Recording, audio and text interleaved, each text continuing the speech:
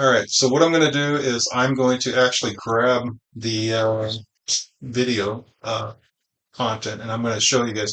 So this is round two of my target 83921718.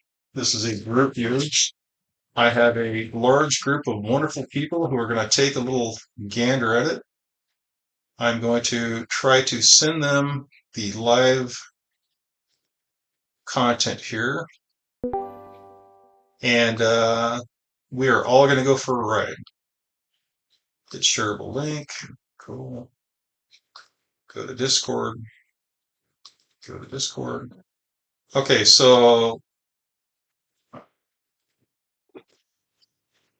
there is the link if you guys want to watch along.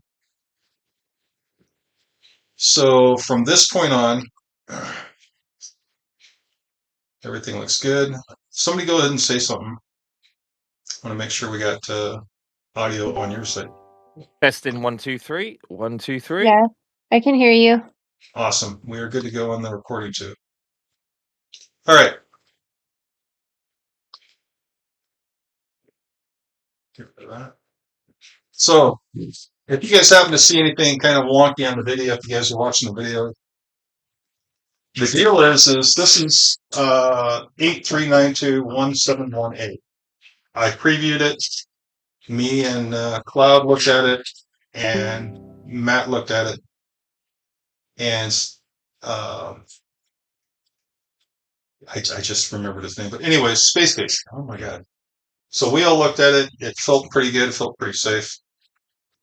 It's a good target. So Cloud, you took an initial look at it. Rush, did you get any feelings or energy from this at all? I mean, if not, we're gonna. No. Okay. And never too late. Did you want to take a little quick look, or are you good? No, I'm good, Jeff. I'm just auditing. Awesome. Galactic, you want to throw anything in here? Now we're at the target. We're taking a quick look at environmental conditions. What do you feel? What do you smell? What do you see? Anything like that. 1 second. Sorry, the overlapping audio was a little overstimulating because I was trying to play the video and listen, and then it was saying what you were saying a few seconds prior to what you were saying. Whew. So Yeah, it's really can hard. you re-say what you were saying? We're at the target and we're looking around. So I'm just looking for any kind of, do you guys feel anything? Do you guys see anything at the target where you initially started? So if you guys actually looked north, east, south, west, can you tell me what you can see? Can you tell me what you smell, the conditions, all those things? So, Mighty Hulk there, do you have anything that you feel, see, smell? Anything jump out at this point?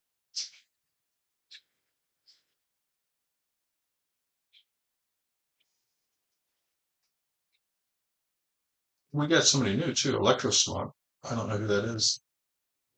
So we're live, Electrosmog. So just so you know, it's just I'm taping it and putting it on YouTube, but it's just me and the voices. That's it. There's no other video. Initial feel from myself, Afro, is brown, desolate, and musky. Brown, desolate, and musky. Nice. So just so you know, I'm going to give you a little feedback as we go. This is kind of the general consensus is there's a lot of brown. What were your other two? Brown, musky, and what? Desolate. So that was pretty much the general desolate consensus, which is told. You said musky. So there's like odor in the air or something. Yeah, I couldn't quite place it, but yeah, the best I could come up with musky just as the first feel. Cloud, what was your conditional environments? I can't remember. Well, I started a new page for my observations now, but initially, when I first started, I was at a subdivision before I was going to an appointment for work, and I saw primarily like this big circular dark thing in my field of vision directly. Like it was really, really big in the field of vision, and it was like mm, dark circular. I'm like, okay, something dark and circular. And then I started to feel like sweat down the right side of my face. Um, saw a jet of bubbles, but like specifically like the imagery of bubbles from like a hot tub, like that kind of stream of bubbles, but like specifically going from the left to the right side of my field of view. And then I saw dead leaves. Then I heard in my ears, hidden spring. I was like, okay, hidden spring. Saw a visualization of like a scythe. Then when Jeff was talking the different directions, because he like went through the different cardinal directions, I wrote down my impressions for each one. So like north, my impression it was open. South, my impression there was a tree view. West, water. East, dark. And then I saw this bird, and the bird was like gray and brown with an orange belly. And I saw a stream next to like this dead looking tree with no leaves. There were like dead leaves by it with like field of, well, not field, like running water, little stream. Um but then yeah, that's all I saw. And then that was earlier. Then today after, so that was like 1:40 to almost 2 o'clock, and now it's 7 o'clock. When I was starting the like second view of it, initially I got like this weird twisting feeling, and then I saw like I wrote down twist curves, but I saw like these thorns and branches that were brown, and they were like twisting in my field of view, kind of like a really artsy opening for like a Tim Burton movie or something. Um, and then I felt like a lot of tingling on my head, like when you rub a balloon against your head and you feel that tingly from the electricity. I felt like that on the left side of my head, over my head a few inches.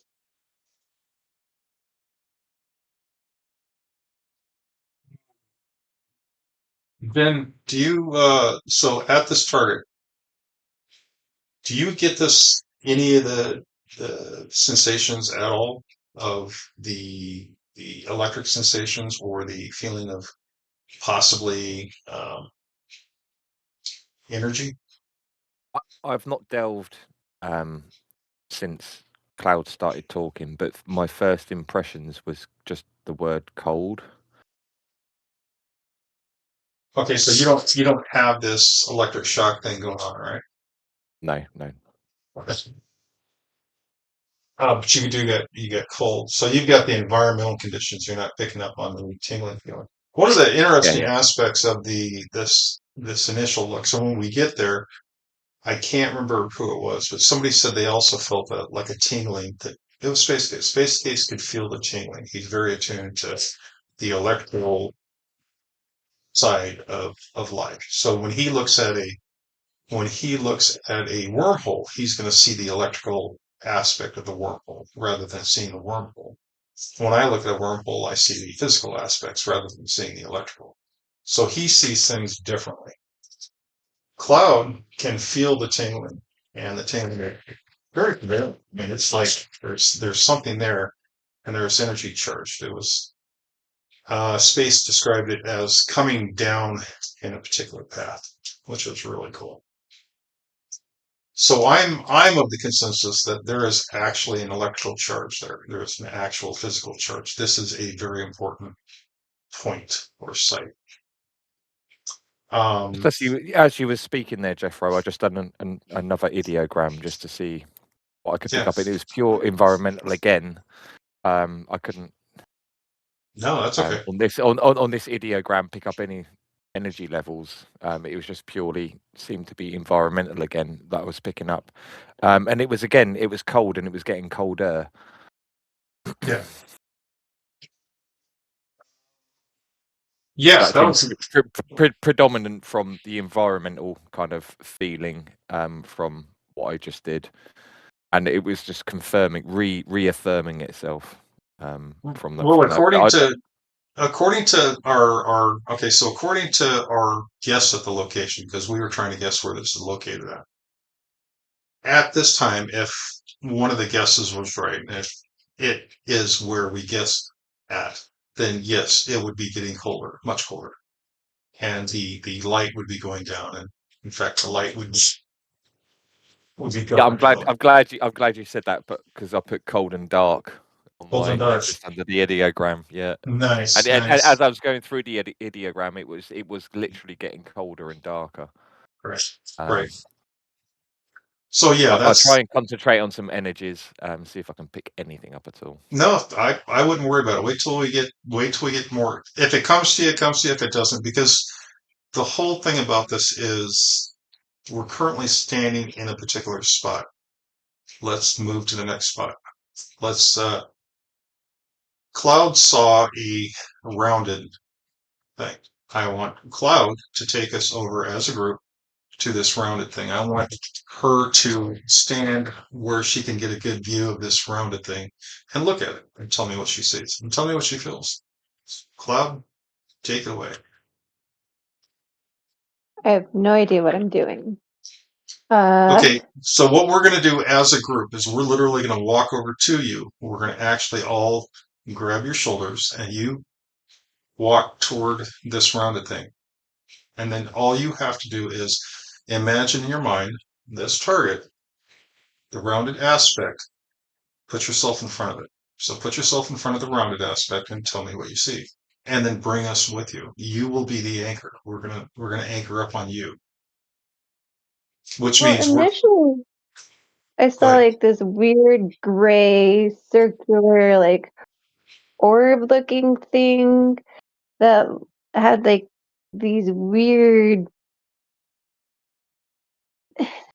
I could draw it better than I can describe it, but it's like two lines around a circle, um, and then like railroad tracks around a circle. And it was gray with the pokey things, and then it was like I turned and I saw it look like a I can draw it better than I can describe it. So do you see a rounded arch? No. Okay. It looked like a propeller. Like what are they called on a plane engine? The circle things that are under the wings. Yeah, the engine, jet engines or cowling. Because You're it talking. looked like this.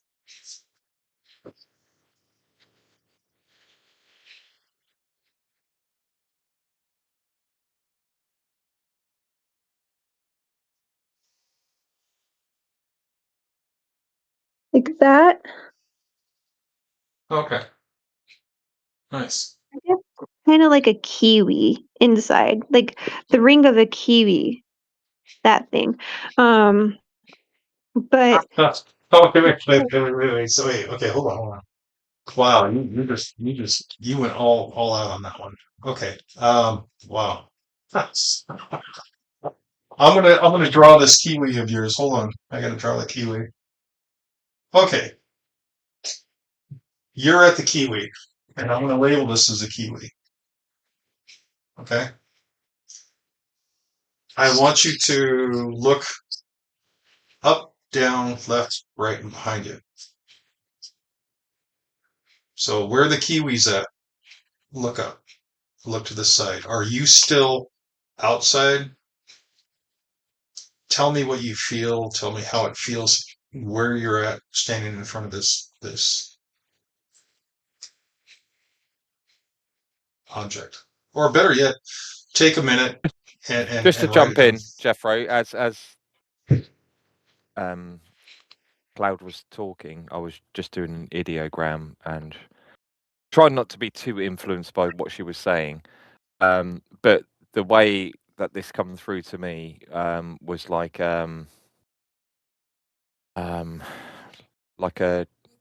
train track trailer or tanker with like the propeller. What she's talking about with the airplane is like the aeration system that's on top of the tankers at times on railroads. That's what was coming through to me. I'm not sure if it's fully AOL and I'm confusing myself here, but that's just what came through. No. I mean, you're talking about the spinny thing that allows you access inside the tank, right? Yeah. The gate valves. So you're thinking maybe like a gate valve. Yeah. Or like aeration was the kind of, say if it's a grain one, they just want to keep air circulating in there, so there might be a propeller on. Yeah. No, that's fine. That works too. So the deal is we've got Cloud with the circle with the kind of the little spiky things, and we got you with the tanker with the gate valve. Now, again, the question is where does it feel? Is it still inside? I mean, outside? Is this in front of you, behind you? What is the environmental condition? What stands out at this point? So this feels, when I was talking about like the desolate stuff, that was right in front of me, so I'm not quite sure what cardinal direction that would be, but I feel that this other object is to the right, so the east of, if I'm assuming what I was looking at was north. Yeah, that's fine. That's fine. We can go to the right.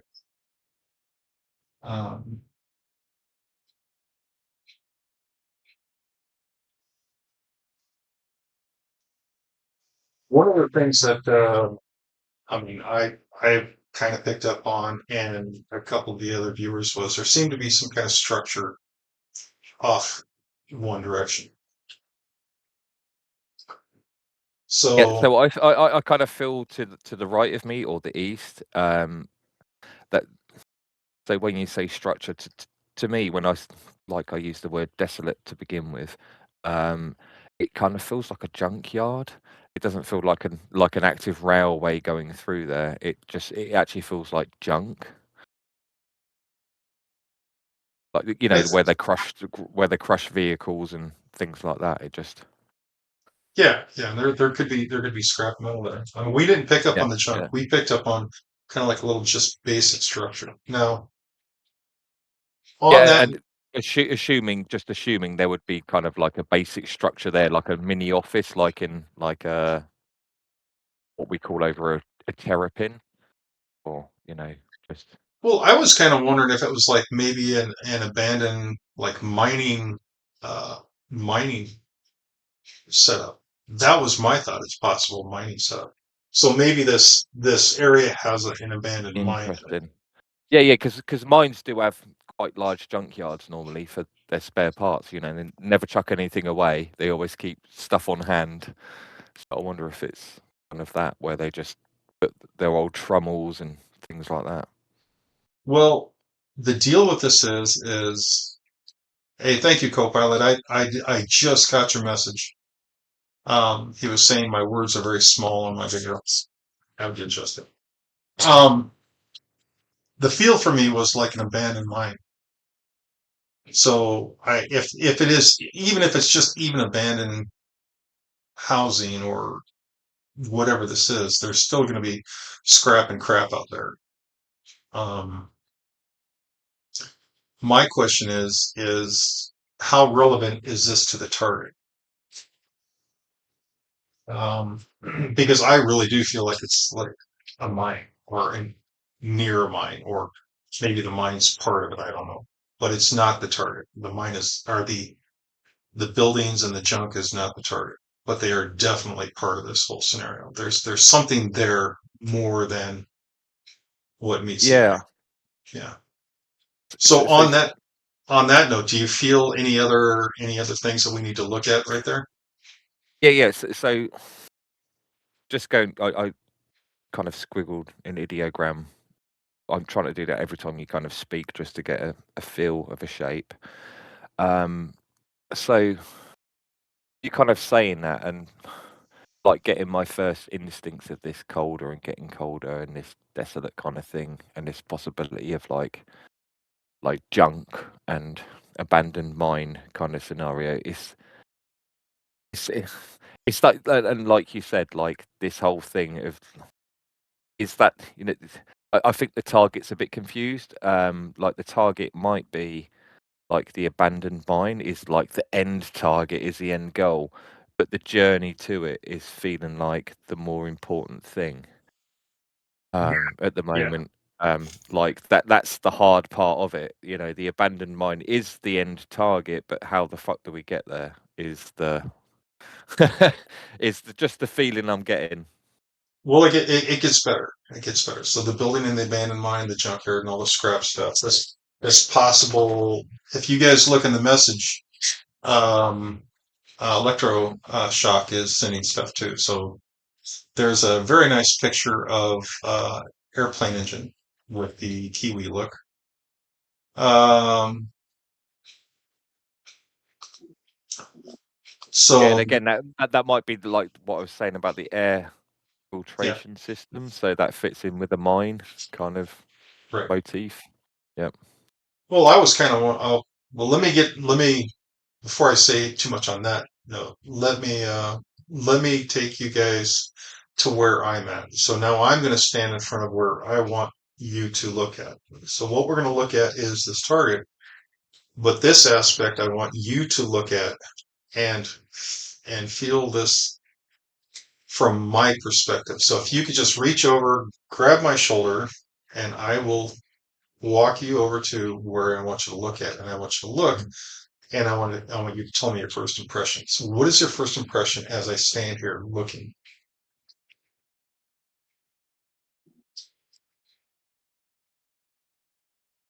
First impression.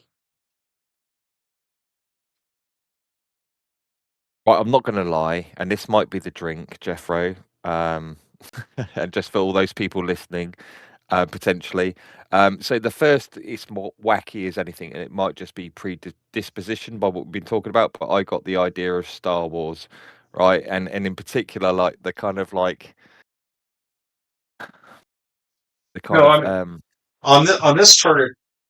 Don't even think about it being wacky. Just if it feels like yeah. Star Wars. What was that little speed cruiser thingy that Yeah, it was was? like that junk, where Anakin, young Anakin Yeah, kind of hung out. It was like the kind yeah. of like junkyard feel, but just all these bits and bobs about with this. So I'm gonna write Star Wars junkyard feel. Yeah. Okay, and no, Just yeah, being just honest. Yeah. no, and that's freaking awesome. So, but we're standing here, and we got this junkyard field. Now I want you to look up, look sideways. Does anything pop out on you? Can you feel anything? Because what I'm going to do is I'm going to start walking forward. You're going to tell me what's in front of you, what's beside you. You just keep up with me. Keep one hand on my shoulder. I walk forward, and you kind of tell me what you feel and what you see. If anything jumps out at you, So this is fenced off, but like really shoddily. It's not like for permanency, if you know what I mean.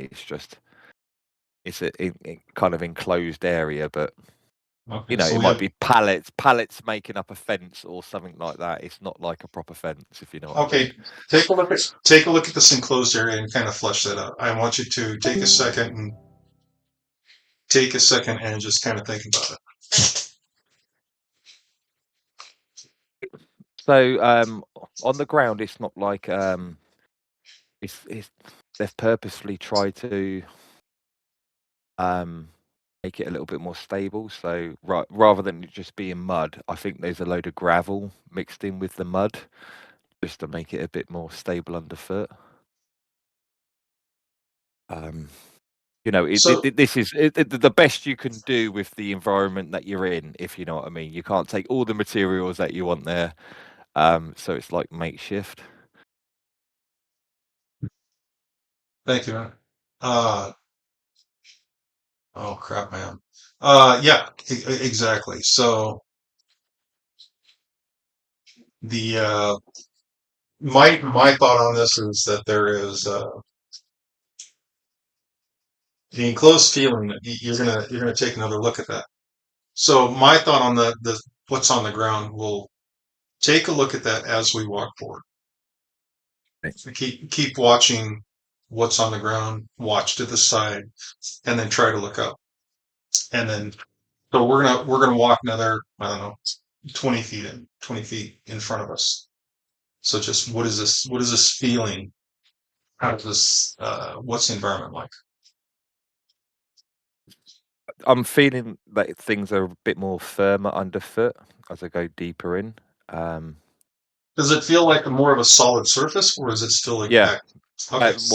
More solid. So it's becoming like more like poured concrete or cement, whatever you call it over there.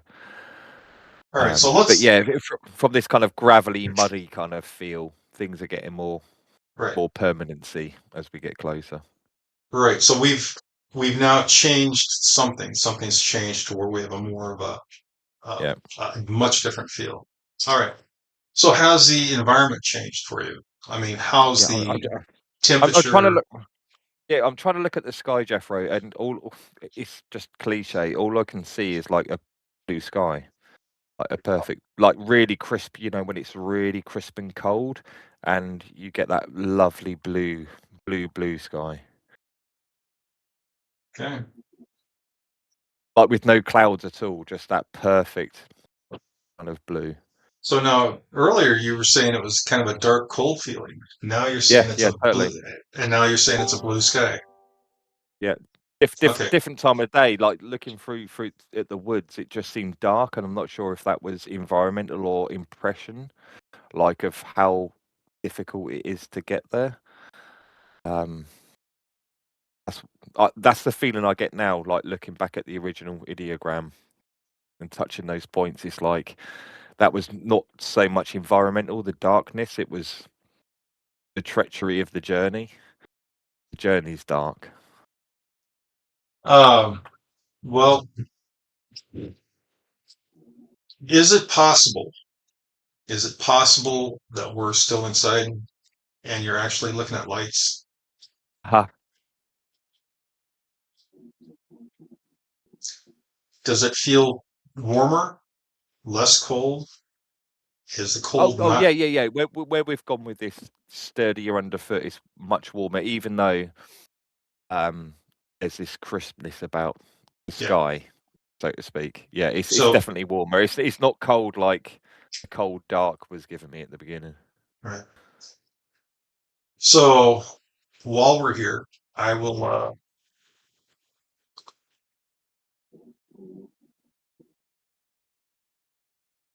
Okay. So Electrosmog sees something. So if you guys look into chat, Electrosmog is adding little things. Electrosmog, small round humanoid.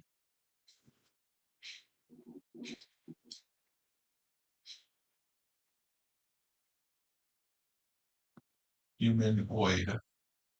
Okay. So we have a junkyard field. You are now seeing blue skies.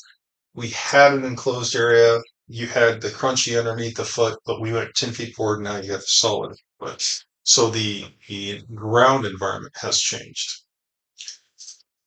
You now have a blue sky. What do you have around you? What do you feel that's around you?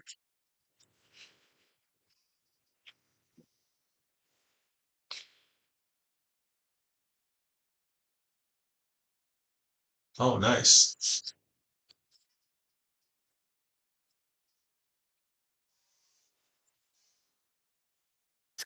It's getting a little bit tight. So I can only assume No, just that spit it out, man. it's kind of like a hallway. But there's lots of rooms off of this hallway. It's a kind of a bit school-like in that aspect, or kind of military-like. You know, you got a hallway with loads of rooms. Does it feel off military? of it. It feels more military than school, but it just doesn't fit with How about a military aspect? Right, but how about a military aspect or something that has possibly something to do with military? Well, I like military aspect, but I mean, just that doesn't even fit it for me. Yeah. It don't feel right. It feels kind of it's really clean as well. It's kind of like it's a bit clinical in that aspect. It's very kind of cleansed in this place from like a bleach point of view, not from like sage. It's very clinical in that kind of sense. It's Okay. yeah. And that's kind of cool. I mean, again, you still feel the enclosed. You see rooms off the side. It definitely feels enclosed in here. Yeah, it definitely feels. So the funny thing is, we went from an outside environment that was outside. We went inside. We went somewhere that was kind of enclosed. You have blue sky feel to where the sky is blue. The sky is just radiant. We have hallway. It feels like a hallway. You got lots of rooms. Yeah, which is a contradiction completely, because it's like that blue sky gave me the feel of openness. You know, when the sky's that vast, that it makes you feel open. And as soon as I started walking further in, it was just like, well, now I feel enclosed. I'm not sure if that's the same environment or just like you said, maybe the lighting in there is good, but I kind of don't feel that in here. I'm going back to desolate. No, that's okay. It don't feel it doesn't feel open in here. I think the lead up to it, where the ground was changing, that's when I got that kind of blue sky look and that openness. But kind of like when I went through the doors of this thing, that's when it started to feel enclosed and very clinical and military like. Okay. Purposeful. It was, purpose built, and all these rooms. Yes. Not sure what the hell those rooms were about, but yeah, that's what we were trying to figure out too. We were trying to figure out one of the things that we talked about was learning or schooling, or maybe it was there for education. yeah. But it doesn't feel like normal education. This feels very specific. It feels, this isn't like educational for the best of your, the best to get the best out of you. This is educational to rinse the best out of you. If you know what I mean. Right. So It doesn't feel wholly positive. What's that? It doesn't feel wholly positive. It's education, but for the benefit of someone else. Which is funny. Which is really funny. That is really funny that you say that, because the other two very good viewers that I had doing this, they were describing a more positive attitude. So while you're not feeling the what they were feeling, you're feeling more of a realistic. Yes, it was positive, but had connotations. Yeah. Not to the benefit of the individual going through it. Right. Ultimately. Fascinating. Okay. This is really cool. I'm going to be kind of interested to see what Cloud has got to say. So here we have a very interesting feel to this. This feels fascinating. Electro saw a small brown humanoid, and then many other people that were brighter and brighter. Now, That was the other thing that the other group saw was people. Do you feel or see anybody?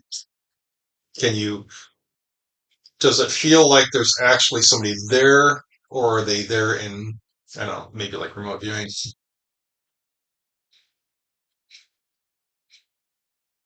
Oh yeah, I'll definitely take pictures, Copilot. Thank you.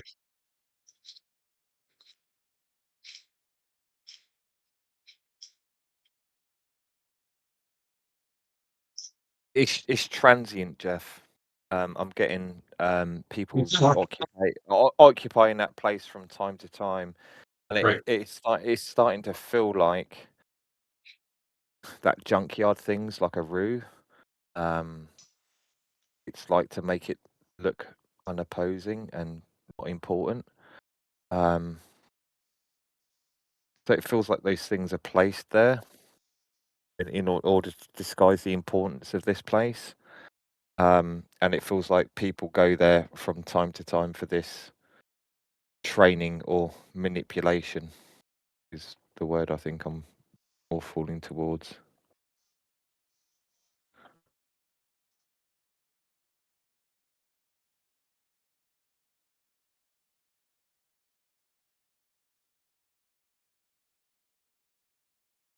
So I'm not personally picking up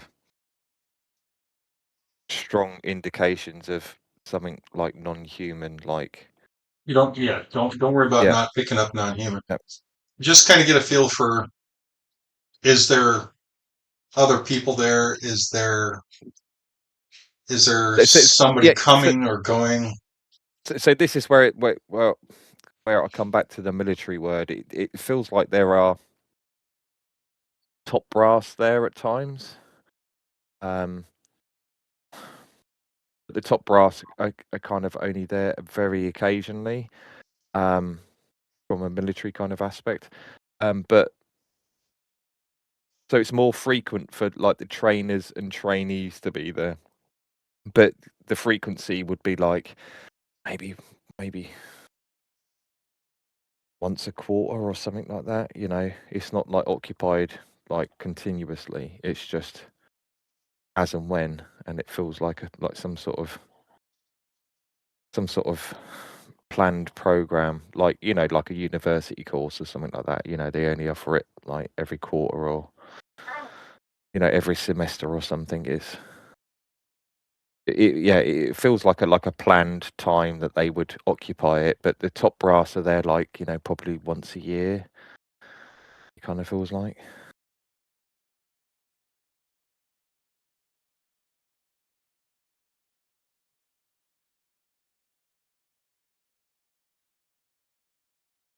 It doesn't feel comfortable. It doesn't feel comfortable at all. This place ain't right. Not right.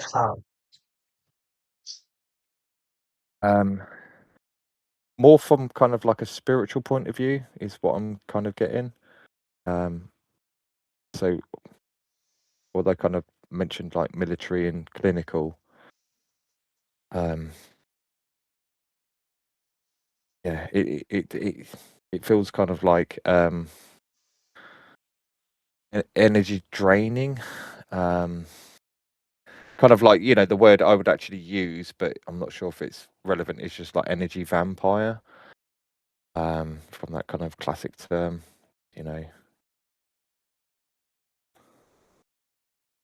it's ultimately going to drain people rather than give people the right tools to be spiritually kind of. What about planned deception? How about we will smile at you, but we can't help you. We won't help you. So it's not that Yeah, they yeah, are mean or they're trying to drain you, but it's just like, we will not help you. You can hold your hand out all you want. We will not help you. yeah. It feels kind of sinister in that way, and that's why I reverted to that energy vampire thing. Is that kind of sinister thing? You're Yeah. here, and this is going to happen no matter what. Oh yeah. And I don't think they're going to try to drain you or try to. Yeah, I think that's Yes. a consequence of what happens.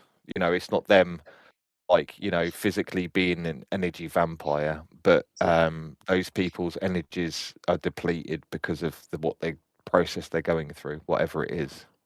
Well, the deal with this is to me. So when I'm looking at these people, um, because of how everything is operating, there is a draining factor in this because we are not equipped to handle what we need to do. So you're right. There does feel like a draining process. So maybe this energy draining factor you're feeling is the fact that we just can't keep up.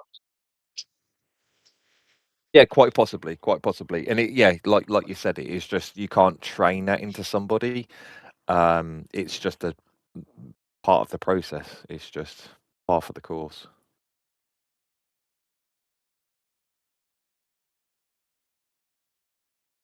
Hey.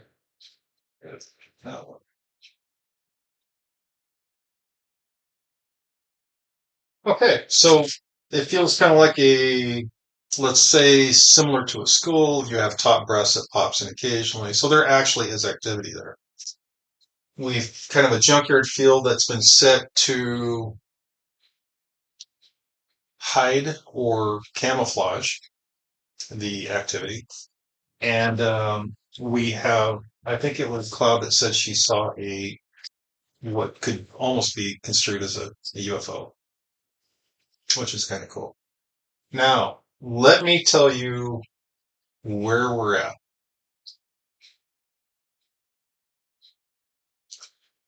Um, this is a very large opening that we walked into. Very large. So it's an arched opening. It's big enough for an airplane to fly into. So this is a large opening. And the thought is it's over by the Grand Canyon. And so when we walked into the opening, the floor went from gravel to almost like a solid surface. That was one of the things that you were feeling was the change in the floor. And there were doors off to the side. So wherever these little rooms go to or whatever they go somewhere and they do something. We didn't go into any of the rooms, which is kind of, this is like even Electrosmog says she feels this is like something other than land transport. This has a feel it's transporting. Things go in, but they don't come back out. Or they go Wow. through. Okay. Yeah, I don't know what you're going on about already. Yeah. Can you feel that? It's almost like where is this going? I mean, it's going somewhere, but we were trying to figure out where it's going. And one of the things that I picked up on was it hits a point and then radiates out in multiple different directions. So Jeff, is this kind of like the law around like the Grand Canyon having those kind of like secret doors which look like rock faces, but you can kind of walk through? Right, and that's what somebody brought up is maybe this is the Grand Canyon. Yeah. Yeah. No. Okay. Maybe it is, Wow. but I don't know for sure. The thing about this is there are people in there, and I'd like to focus in on the people in this area. Yeah. Because they talked about there's so much hidden knowledge in those spaces in the Grand Canyon. Yeah, but who's controlling that knowledge? Yeah, How? exactly. You know, is any of what I touched on true in the aspect of like so many parts of the Grand Canyon of like, you know, being cordoned off to the public, and you know, do actual people go there for training? Maybe it's like written text on the walls or like the golden tablets of the Mayan or something hidden in there that, you know, you have to go for training. Obviously, this is just spitballing rather than remote viewing at this point, but yeah, just based on what you said. Yeah. And that's the other thing is they had a feeling it was possibly Grand Canyon. Everything kind of points toward it. It's kind of interesting. Um,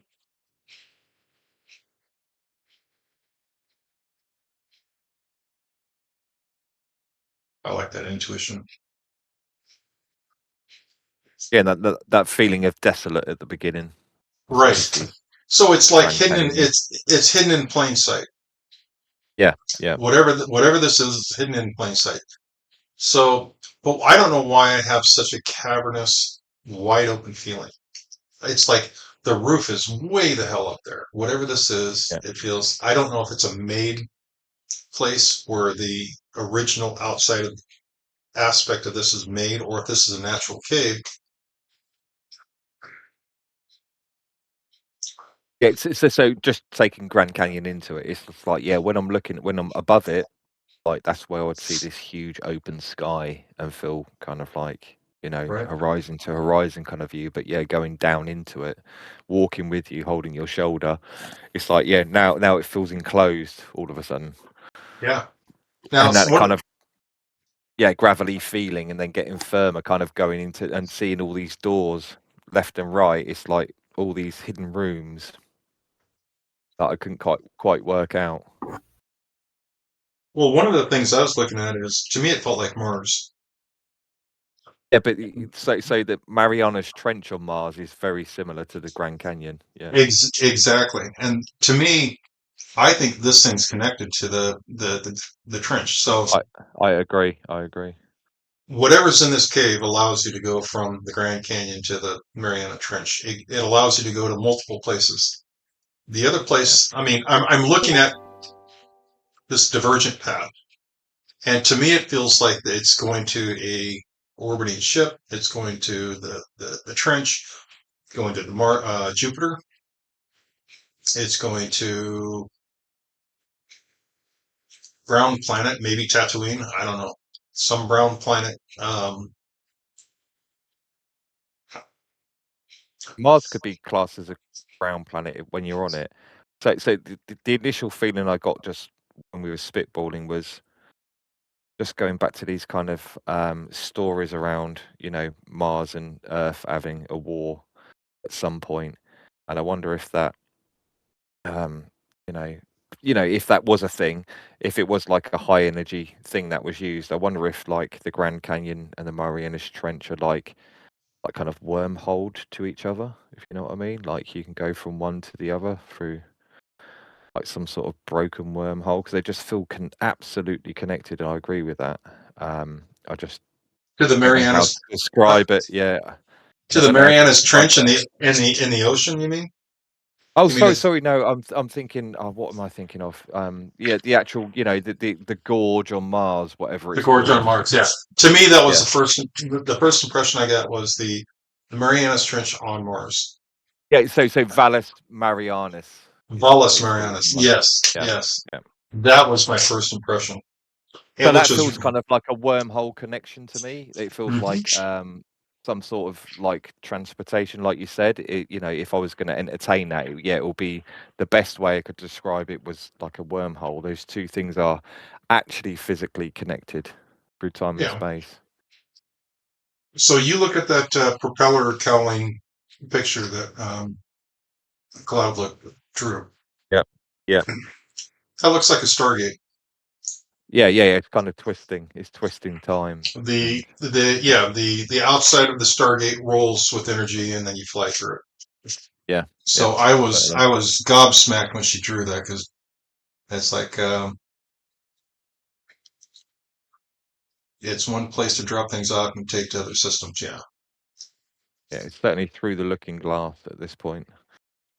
When And when you turned us, I got this weird, really quiet energy. Like typically I hear like a ringing in my ears all the time, like a low ringing. It stopped and it was like really quiet. So that's why I put quiet, still, energy dropped. So it was like the ringing is typically like up here. It stopped for a while and then started again. And then I felt this really weird like ear pop. And then that was when you turned us sideways. And then my left ear tingled, my face started to pulse, and so did my third eye. It all started to tingle. And then when asked if people were there, I saw a flash of like an image of people walking in the hallway, like this way and that way, but like really fast. They were just like, whoosh. And so I couldn't really depict that very well, so I drew that. And then when you were talking about people, I saw this. I felt watched, but specifically like over my left shoulder, and then I felt a long tunnel with one person at the end of it. So I drew long tunnel with the person at the end of it. The eye. It was weird though when you were talking about like the entrance. I was looking at this while you were talking about that, and I was like, it's weird.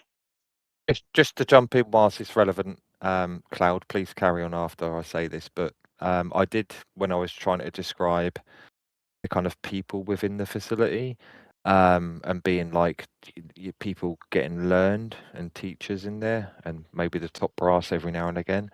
I did get the feeling of being watched. Like they knew I was looking. Right. Look at the It was look. that unspoken rule; they're not allowed to talk about it, but I knew that they all knew. It was weird. I'm just glad you brought that up. Look at the messages in this chat too. So if you get a minute, kind of scroll through real quick on the messages. When you Yeah. guys were talking about the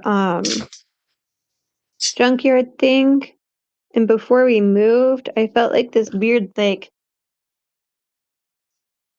sucking sensation, and it felt like stuff was like coming up and through the air.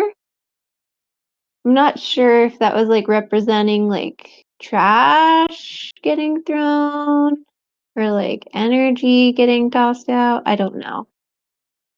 It just felt like something suction, and I wrote down like sucking sensation vacuum, and then I drew a little drawing like this. I don't know if you can see it. Like this to represent the suck in sensation. But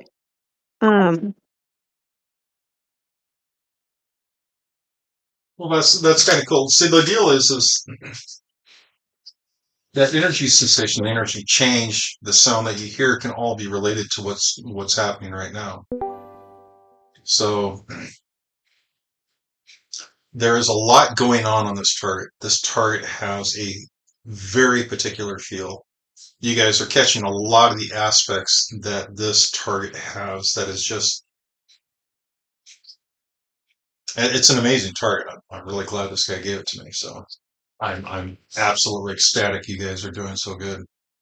And if anybody else has anything they want to add to it, or anything that they feel about this, just let me know. But yeah, read the chats too, because you can see that Electro and Galactic are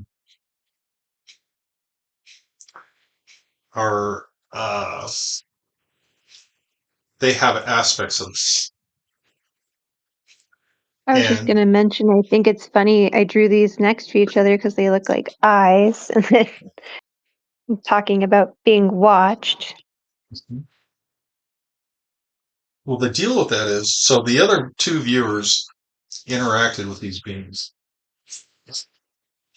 and I don't feel they want to, Jeff. I get the distinct feeling that they're kind of a bit off put, and they're just looking at what I'm going to come up with. It's kind of more judgmental. Well, let's just say this is the second time around that they've been interacting with us, and I'm sure they really don't want to. Yeah. They're kind of looking at me like, what you doing? It's like, oh my God, what is this? Disneyland? Good God. Yeah. So the next groups come in, and now they're having to dance like monkeys. Yeah. So I'm Yeah. sure And they and don't feel and, good and, about it. and I just feel like students at their desk type thing, trying to ignore me, but they know I'm there. Hmm. You understand what I'm saying? Yeah, it's but you know they're not children. These are not children. These are like young adults I got trying the to do same their best feeling when and I was dealing with concentrate. some. Yeah, I got the same feeling when I was dealing with some tall whites. They didn't want me there. They didn't want to talk to me, and they sure as hell didn't want to work with me. So yeah, Yeah, same feeling. Totally understand what you're saying. yeah, yeah. Not kind of get out, just kind of dismissal. It's just like ain't got time for you. We've got a job to do. That's right. That's right. Yeah, Let's just, we're going to ignore you. You're going to go away eventually.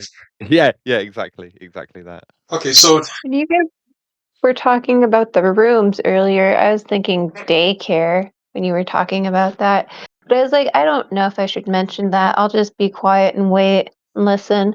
And then earlier when you were talking about the distraction, I heard casino, but I was like, I don't know if I'm just like drawing conclusions. Because I was thinking about the casino I've gone to where there's like a fake sky drawn on the ceiling to make it feel more open Yep, and yep. daycare. And I was like, well, if it's a casino, it technically is a daycare because they are watching people all day. There's like Yeah. an omnipresent, people watching everyone, but like then they are distracted. And I'm like, I don't want to say it's a casino, but like I don't know. you know what? We're going to throw it out there.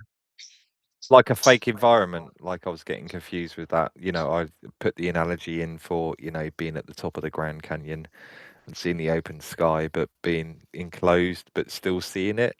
That kind of falls into that as well. That's what I was thinking about when you were saying that. Yeah, yeah. It feels open still, although it's enclosed, and Yeah. my brain can't compute it. But the casino's like the perfect analogy for that.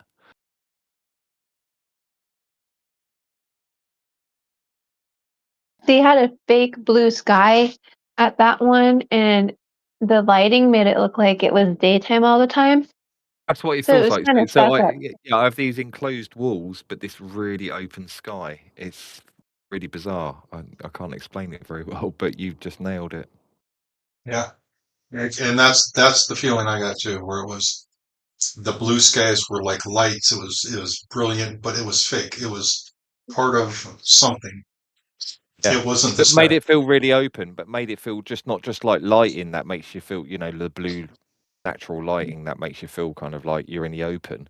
It actually felt like open, like the Sistine Chapel, open. But you are in an enclosed corridor, but this sky was there. It was so bizarre, and I wonder if that's the wormhole Oh going no. to Mars. Yeah, my co-pilot has a question. He's asking, what do the eyes look like? Are they crescent moon shaped? Are they, I mean, what he can't see, because I'm not showing the screen, he can't see your eyes or the eyes that you drew. So he's wondering what the eyes Um, look. I think that was if cloud. I'm, Yeah. Yeah, yeah. that was Cloud. Am I doing a good job of describing this? No, okay. Uh, almond shape, just circle as the iris, no color, basic, few eyelashes around it.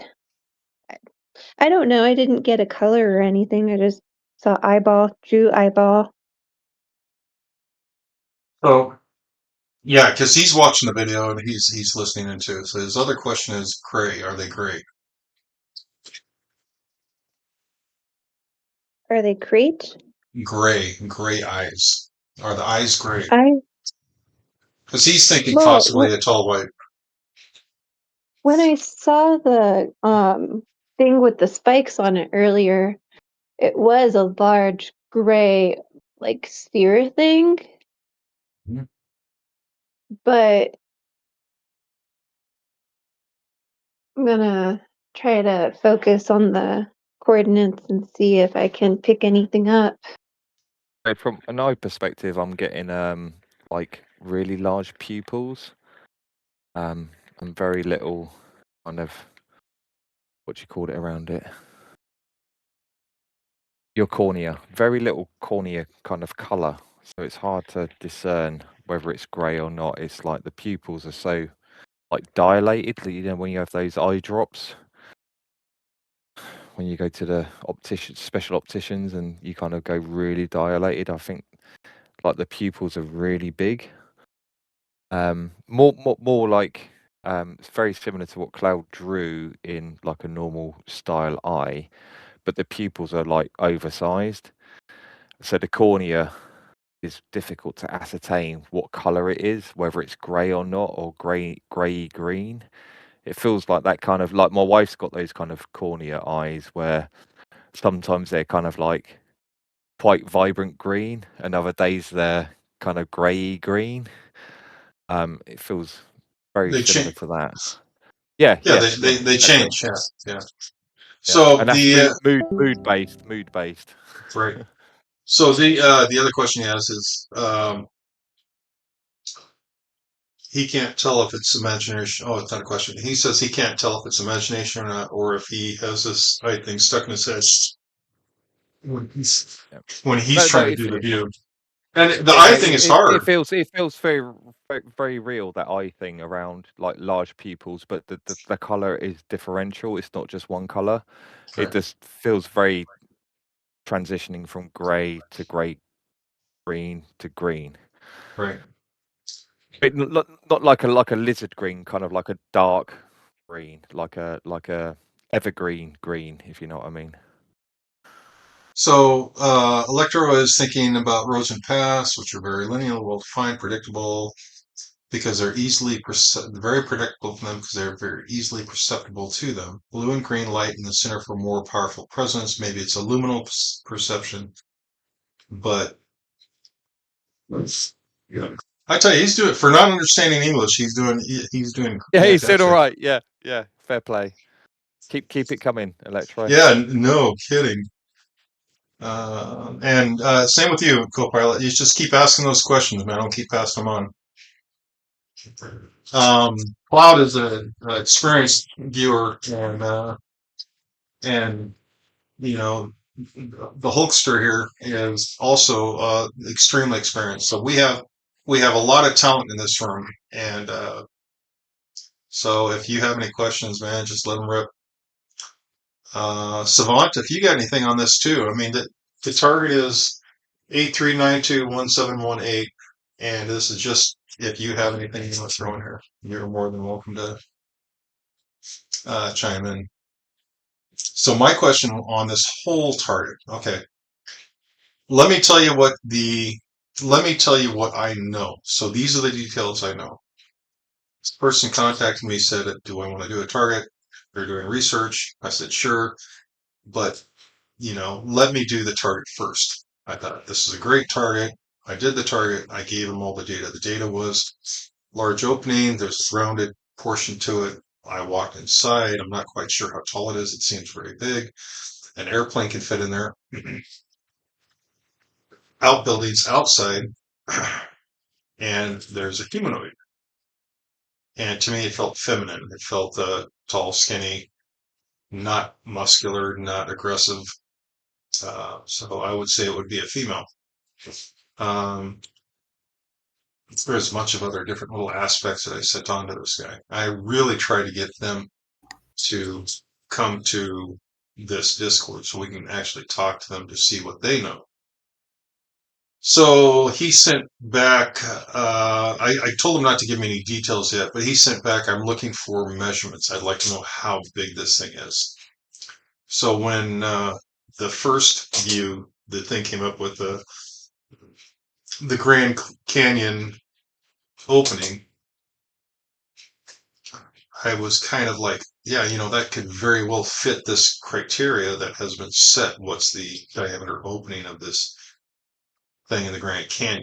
I mean, is it an opening that stays open, or is this something that opens and closes? I mean, what are we dealing with?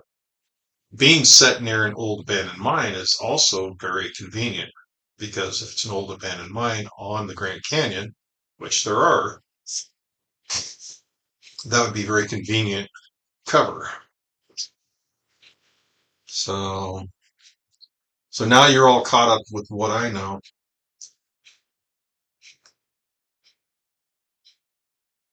You have think about a red So proportion, as you maybe were a blue. talking, I was just doing another ideogram just to see if I could tap into your journey a little bit. So my ideogram is kind of showing, and I've kind of picked this up along the points. There's like it feels like there's a sheltered region, like an overhang.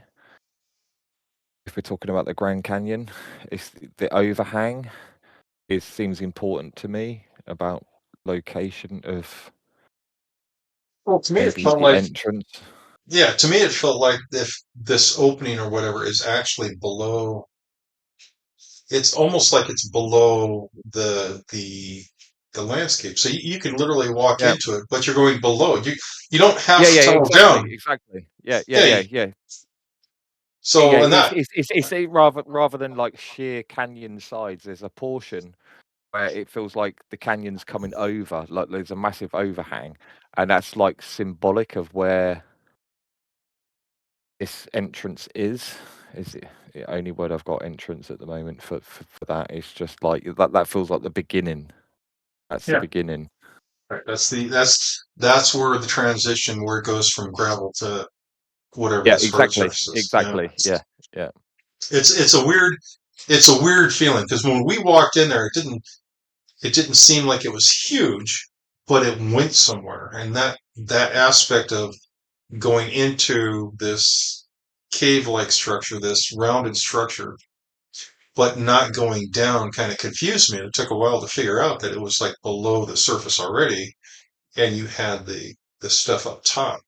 You had Yeah, this very so I think you couldn't see this from satellite, like overhead imagery, because of that overhang from what's going above it. I think kind of um occults what's going on underneath. my co-pilot asked, is this on the physical realm or astral? And I hands down think this is here on the Yeah, physical realm on Earth. this feels all physical. Yeah, this all feels physical. This isn't. Yeah, It also feels like it's in North America. yeah, So I think it's really, really cool. yeah. I get no vibes of astral at all. No. From like the beginning part of it.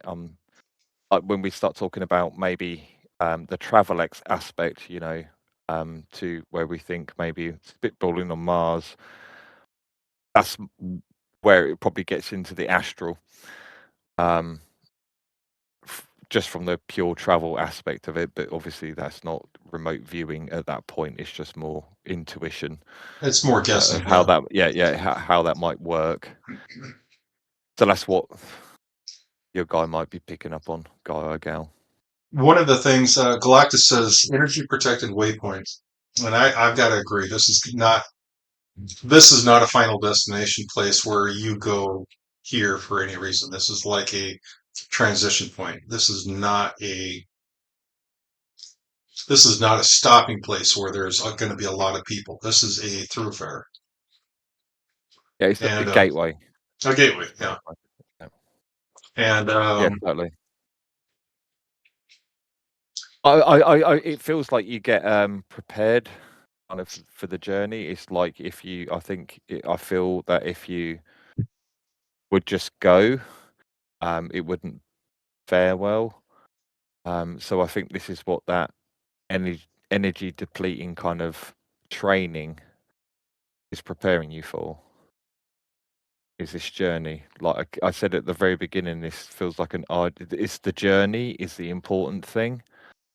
And it very much feels like that's what the preparations is for that journey. Right. I originally perceived it as like a journey to get to the point of what we're now considering like the Grand Canyon and those caves, but the journey is actually what you're being prepared for.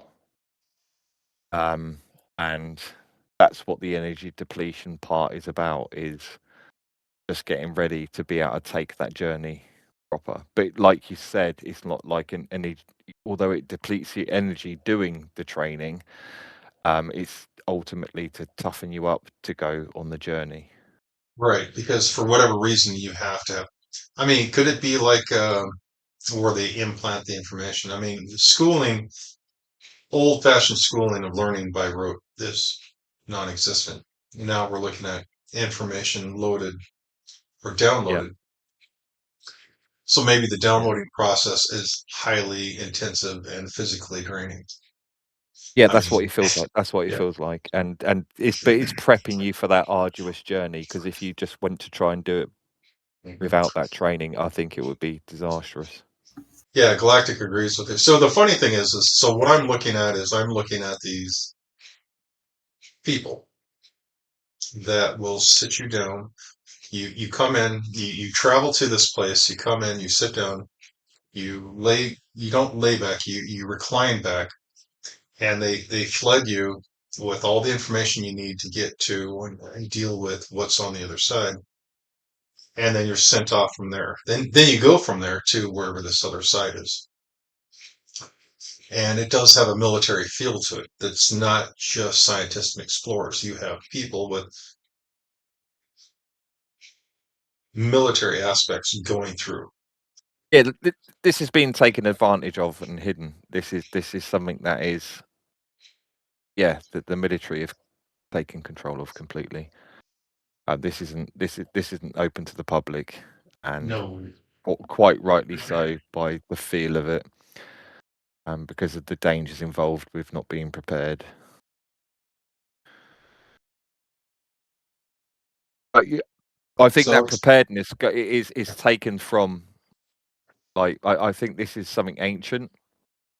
It feels very ancient, and this is something that maybe natives knew about and could prepare that's themselves in their own way. And I think that the military have just militarized that they've put it ancient down to a wisdom. standard. We're gonna this is the protocol. Yeah. We're gonna do this. Yeah. Whereas the older generation that would do this, they had their elders would teach them this is how you prepare, this is how you get your Yep. your It spirit would have into been more the natural before. Yeah, it would have been yeah. completely more natural before. And it feels very clinical now. That's what I think I got that word from earlier. Was it's clinicalized rather But than it being where spiritualized. are they going? Where is the final destination for this group that's heading out? So you have this group that keeps wandering in and being sent out. Where the hell are they going? Why are they going? Right. Is So this as I'm scribbling, right. So just trying to answer that initial question is, I think our first stop off point is Mars. I don't think we're going any further than that, but the destinations are vast.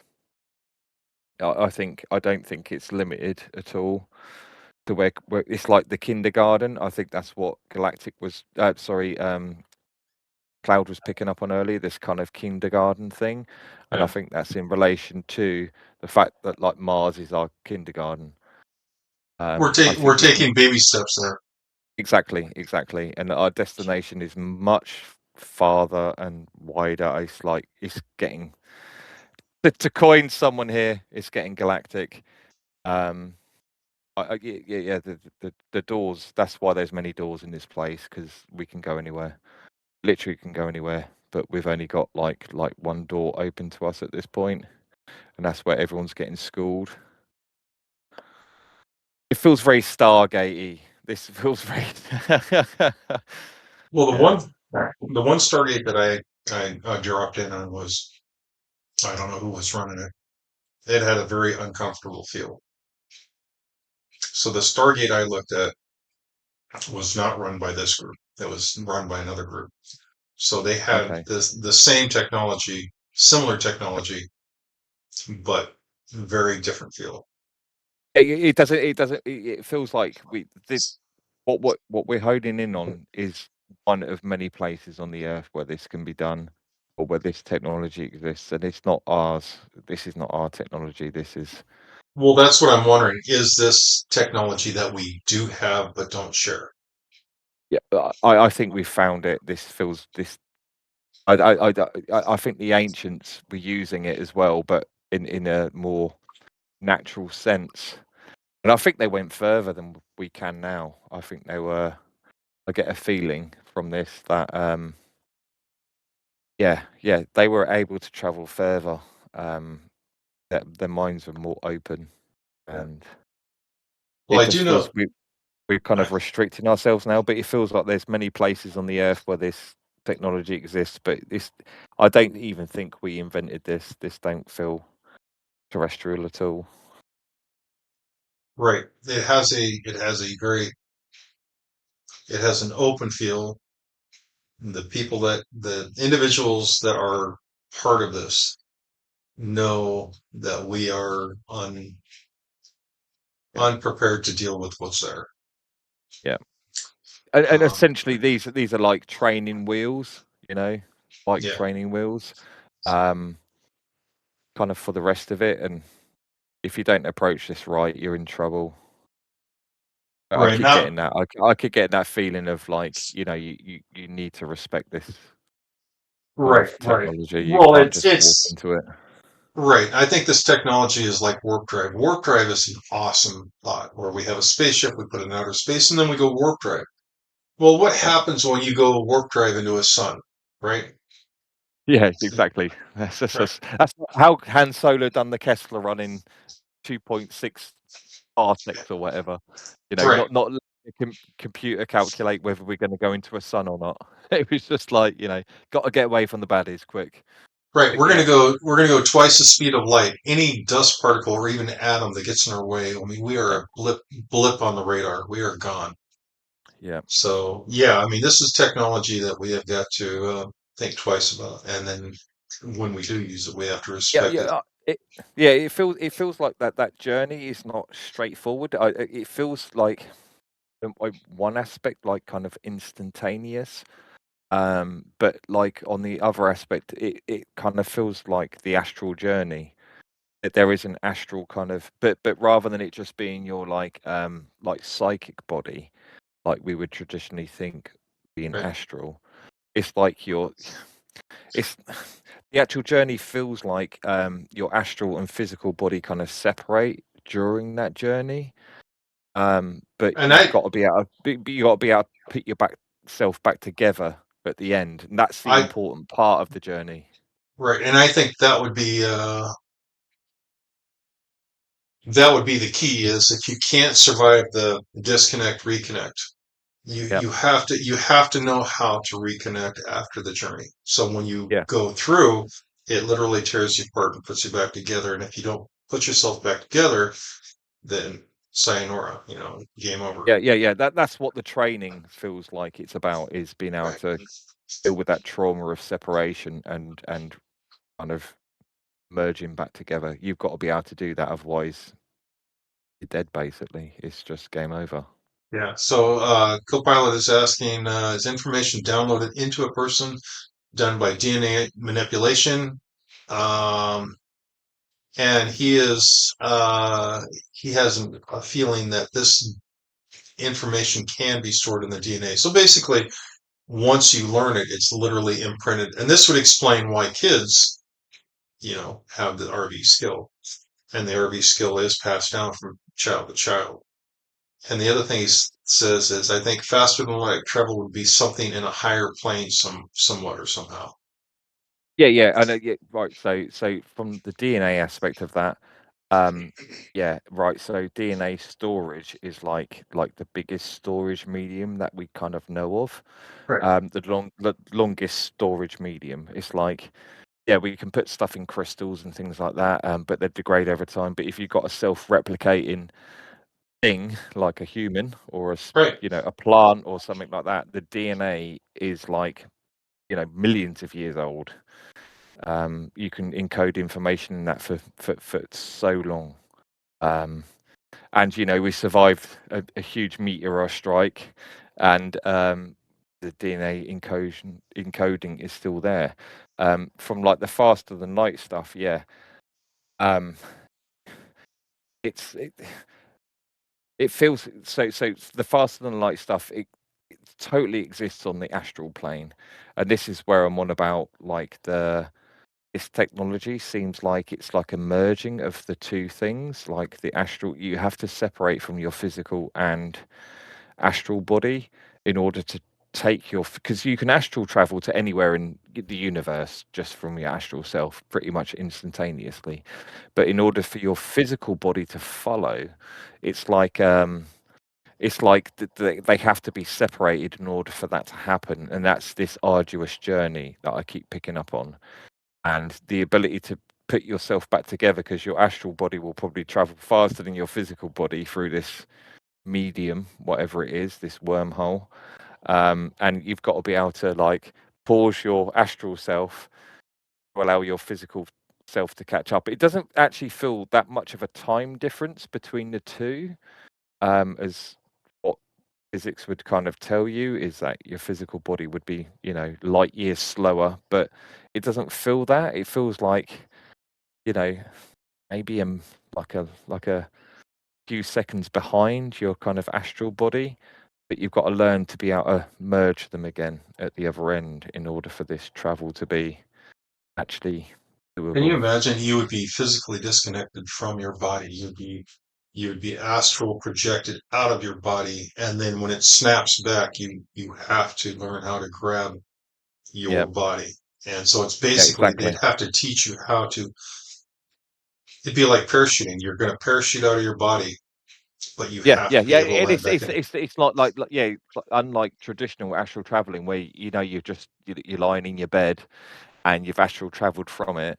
You're going back to your bed, but in this case, your physical body is somewhere else as well in space time. So your astral body is like ahead of that. So you've got to kind of wait for your physical body to catch up before you can go in, because it's in a different part of space time, rather than you knowing where it is and being able to just jump back in. This is completely different. It feels completely different. This is where the training's the important thing. I'm just having a thought about this, guys, because when people are trying to imagine this from sci-fi and things like that, where you sort of go through, I don't know, a portal and you jump through and you're somewhere else. What I'm thinking of when you're talking about this in your death experience, where your consciousness completely separates from your body and is now somewhere else. But this place that's somewhere else is not a different time. It's outside of time. Right. That realm is outside of time. And the problem, we're going to manipulate it with machinery and try to achieve that, even if you were just going to a different time, is the same problem that when you come back from a near-death experience, it's not so hard to come back to your body alive, but to retain the information you gathered when you were pure consciousness, you know how to bring it back into your mind, let alone your brain. Yeah, okay, if you put all that information into your brain, now you've got to be able to think of it with your physical material body and your psyche and your emotions, and then try to process that and articulate what you discover in language. This is a very complex thing. Very few people can achieve it. People can experience it, but can't bring the information back effectively. That's the problem. Right. When you were saying that, I'm envisioning, because you are literally going out of time and space. Time will no longer exist where you're going. So now your body is separated from your consciousness by time alone. I mean, that little step through time, going through warp drive or warp tunnels or whatever this is, literally is more than just outside of your body, watching your body decay. This is literally stepping outside of time, and your body is transported to someone else. So you're right. The process of learning how to reconnect would be Outside of huge. time and space. Time and space, yes, exactly. Yeah, I mean, you and were space, Jeff. You cannot separate time and space, but the consciousness can. The consciousness can literally leave the body and enter that realm. You can call that realm, but it isn't within time and space. It's completely outside of it. It's in a no, almost like being in a bubble that's eternity, where, but it's you can also even be in touch with your body, even if you're dead. Or, I mean, astral travel is not exactly the same because of course, when you die, you didn't mean to. So you're at your body dead and you're out there. But astral traveling, I don't know because I haven't done that. But I know that the only way I was able to was because I was dead. You know what I'm Right. saying? So Right. it's complex, and I don't even have the words to try to articulate it. Yeah. Right. One of the things that I was just gobsmacked about, there was a bunch of troops lined up in order in rows that were absolutely brain gone. Their brain was shut down. They had no functional conscious. They were sitting there. They were told to sit there. You will sit there. You will remain fully kitted until it's your time, and then you will walk forward and you will go there. And I couldn't figure out, why are these people brain dead? Why is their brain not functioning? Not asleep, where you're actually dreaming, but they were shut off. It was like somebody flipped a switch in their head. So wherever the space was that I was at that had the portal, their brain was shut off. They were formed up in rows. They were all kitted out. They all had gear. They all had rifles. They all had packs and packs of stuff. There were connexes. There were trucks. There was things ready to go through. And all these people were in waiting mode. So I'm looking at that thinking, why not take the troops through and say, hey, look, we're going to jump through real here real quick and go to this other planet. So now we're looking at the fact that you have to learn how to reconnect. Okay, so they don't want to train a bunch of, jarheads how to do this. They'd much rather shut the brain off, transport the body through, turn the brain back on, and let them go do whatever they're doing. So wherever this portal was that I looked at, literally a group of individuals was literally shutting these people down and telling them to stay. They are now automatons. When the time comes, you will walk through this and you will go to the other side. The other side had orange skies and orange sand, and it had all these really cool features. And this totally explains everything about what you guys just said, that the body and the brain disconnect. And this is a quick, easy workaround. Yeah. This isn't an unnatural way of doing it, so that they disconnect the body and the brain beforehand, so they don't have to kind of experience that kind of merging back together. They kind of turn the brain off beforehand to cope with the journey. They go on the How journey and they just switch it back on at the other end and hope for the but how best. how much bullshit would that be though? I mean, it's like, and then what do? Do you wipe their memory of going to wherever they're going? I You, don't know. you It feels like it would feel like a form of hypnotist or hypnotism at this point. Like you can just use a bunch of flashy kind of lights in order to get someone's brain into a correct state in order to kind of like if disconnect. Right, but if I was going to do a military action where I'm going to be fully kitted out, be fully equipped to handle any situations, I don't want a bunch of hypnotized individuals. I want people who can think fast on their feet. So, would you wake them up on the other side, explain to them that they're going to stay with the group, work as a group, this is the team, this is the goal, and then after they're done, spot check their memory so that they can't remember, go back to the portal, wake up in their bed with no recollection of 3 days. Short-term memory loss, sure, no problem. Yeah. This I scenario sounds really possible to me. Yeah, I think they've had those kind of drugs in the military for years anyway, in order to kind of like, forget the next 3 days, just put this in their food. Well, And that's they the can thing kind of is, do that, yeah. yeah, that's the thing. The guy that I was looking at for this, I was looking to see why he lost his memory. He said let me give you the run into this because it's really cool. Okay. The guy says, I lost my memory. We went to a bunker and we were told to totally kid up, and it was with people I didn't know. So we were in a full group, and we were met at the door by one American and one I think it was Sherman.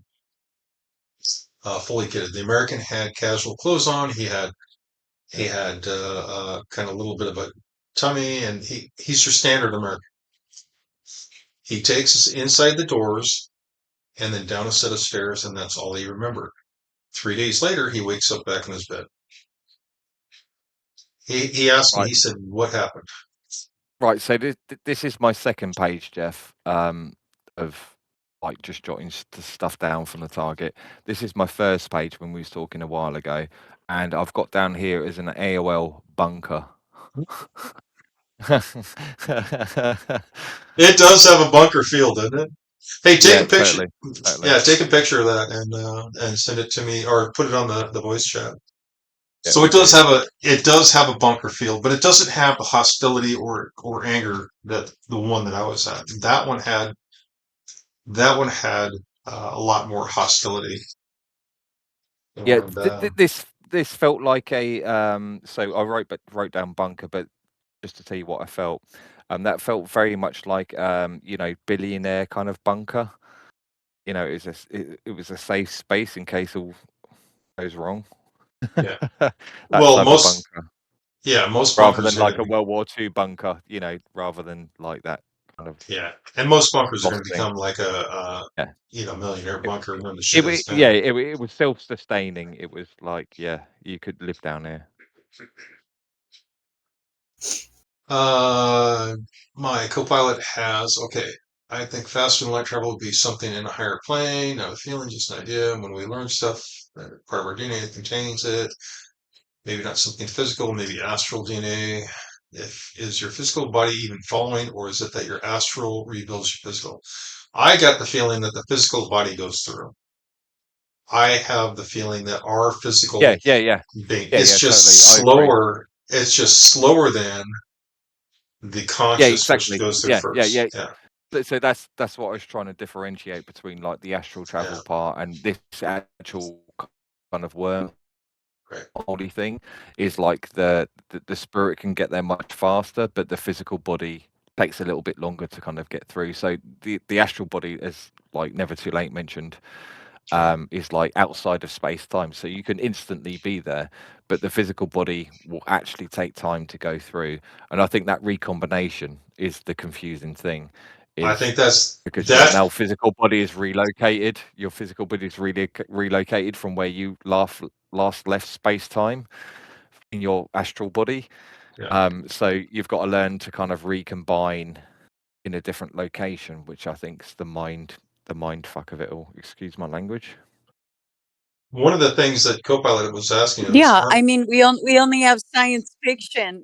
We can only rely on science fiction for that. So we could think about the transporter in Star Trek, as if that could happen, or we could think of like Willy Wonka, you know, when you're sent across the room. I mean, but do we really get how would that really happen, though? I mean, do you know what I mean? Yeah. Like, Yeah. even to just get my mind around how would they even send the body there, and if it recombines with your consciousness on the other side. I mean, listen, even a car accident can make you have amnesia because it's so traumatizing. So maybe that's Tell me like what you're about it. saying. The school is to, I don't, maybe you're training in the astral travel before you go, leaving your body, coming back in, leaving your body, coming back in. Some kind of training like that in more of a shorter term. So then you're prepared for the trip. But I'm just trying to think like, how would they get the body through to the other side and it would be intact? And how would it have the appropriate life support functions, like to be the same as Earth or something? I mean, I don't know. I don't even know what I'm thinking about. What would the use of it be? Yeah. so Yeah, sorry, Jeff. Just to mention on Never Too Late's kind of like out of body experience due to death. I think so a lot of people misconstrue like astral traveling with like a lot of the times vivid dreaming and things like that. But astral traveling is literally your body exiting, so your spirit exiting your body. So it's like on par with like a near death experience. And like with me personally, it became, well, you know, it was due to childhood trauma. So it happened when I was really young, and it was just my spirit just going, oh fuck, I'm done with this. And you know, I'm out. So that's when it first started to kind of happen for me. So it's like it's very, very similar, if not completely on par with like a NDE. It is literally your spirit exiting your body at that point, and you can see yourself on your bed. You can see your physical body, just like you can maybe in surgery when people report those sorts of things. It's exactly the same. But you can you can travel to other places like instantaneously. That's the key thing. There's your body, your spirit is kind of out of space and time, exactly as you said it, and distinctly mentioned that it's outside of space and time, for that whole thing to function. And that's what Jeff and I are kind of riffing on, is how does your spirit body, your physical body kind of travel? And I feel it isn't outside of space and time. It might be in the course of the wormhole that your physical body has to travel through in order to get to the destination through those portals. But your spirit's already there. Your spirit's there already, within instantaneous from when you thought about where you're going to be as a destination. But your physical body has to go through that wormhole, even though it's outside of space and time. It still kind of needs to travel, and I think it's maybe a few seconds behind, say in the case of Mars, just riffing. It might take a couple of seconds for your physical body to go through that wormhole experience, and that's kind of the disconnect I think they're trained for. Is to recombine with their body in a different space and time, because you kind of expect your astral body to connect when you are on the operating theatre or in bed, whether you're having an NDE or an astral projection experience. You expect your kind of your origin to be the same place, but your origin is now moved. Your physical origin is moved to Mars. Therefore, you need to reconnect at a different place in space and time. Right. Which I think you're. Yeah, I'm getting it. It's just the practicality of that, Ben. When the only way I can relate to this is a near death. So I'm just saying, the moment you're dead, no one has control over anything. Look, you're completely liberated. Your consciousness is outside of space and time. Yep. You can look down and see your dead body. You can travel across the world, visit the mind of your parents. You can see through time into the future. You can look back into the past. You know all the information. All the information. Yeah, you're saying that just how would in you? it itself how is would a someone mind fuck in itself. Yeah. Yeah, I'm saying, how would these sort of soldier people, if you did this to them, why would they even come back and do anything you say? Yeah, I'm just I know telling exactly you, what if you're that saying. happened to me, this is ridiculous thought, because once you're just pure consciousness, you're completely liberated. You're not going to be taking orders from anybody, right? You're just going to do what you want. Even if you're dead, you'll be like, shall I stay dead or shall I come back? That's exactly why they do it, because they don't want to take the chance of, hey, I like it here. Look at what I got. Look at what I can see. This is much better than the shit that I was in 10 minutes ago. So they basically disconnect them. I mean, the whole deal is, this is a 3D version of a wormhole, right? These 2 points are connected, and this is our reality. Here's Earth, and here's wherever the hell we want to go. And we literally, the shortest distance is basically this loop. We are literally right next to this point here. But once we go into this wormhole and our consciousness has left, and like you say, why would we want to go back to, really crappy situations? It only makes sense if you have the training to do this. If you are trained to not go beyond. Because otherwise, we're going to put you in this little chair. You're going to look into my eyes. You're going to fall asleep. You're going to go unconscious. Whatever they do to make these guys into zombies, and we are going to disconnect you and shove you through the hole. That is the military way. Yeah, it's the same analogy as shoot and kill. Don't think between. Yeah, don't think. This is how we're going to do it. Night. Yeah. Yeah.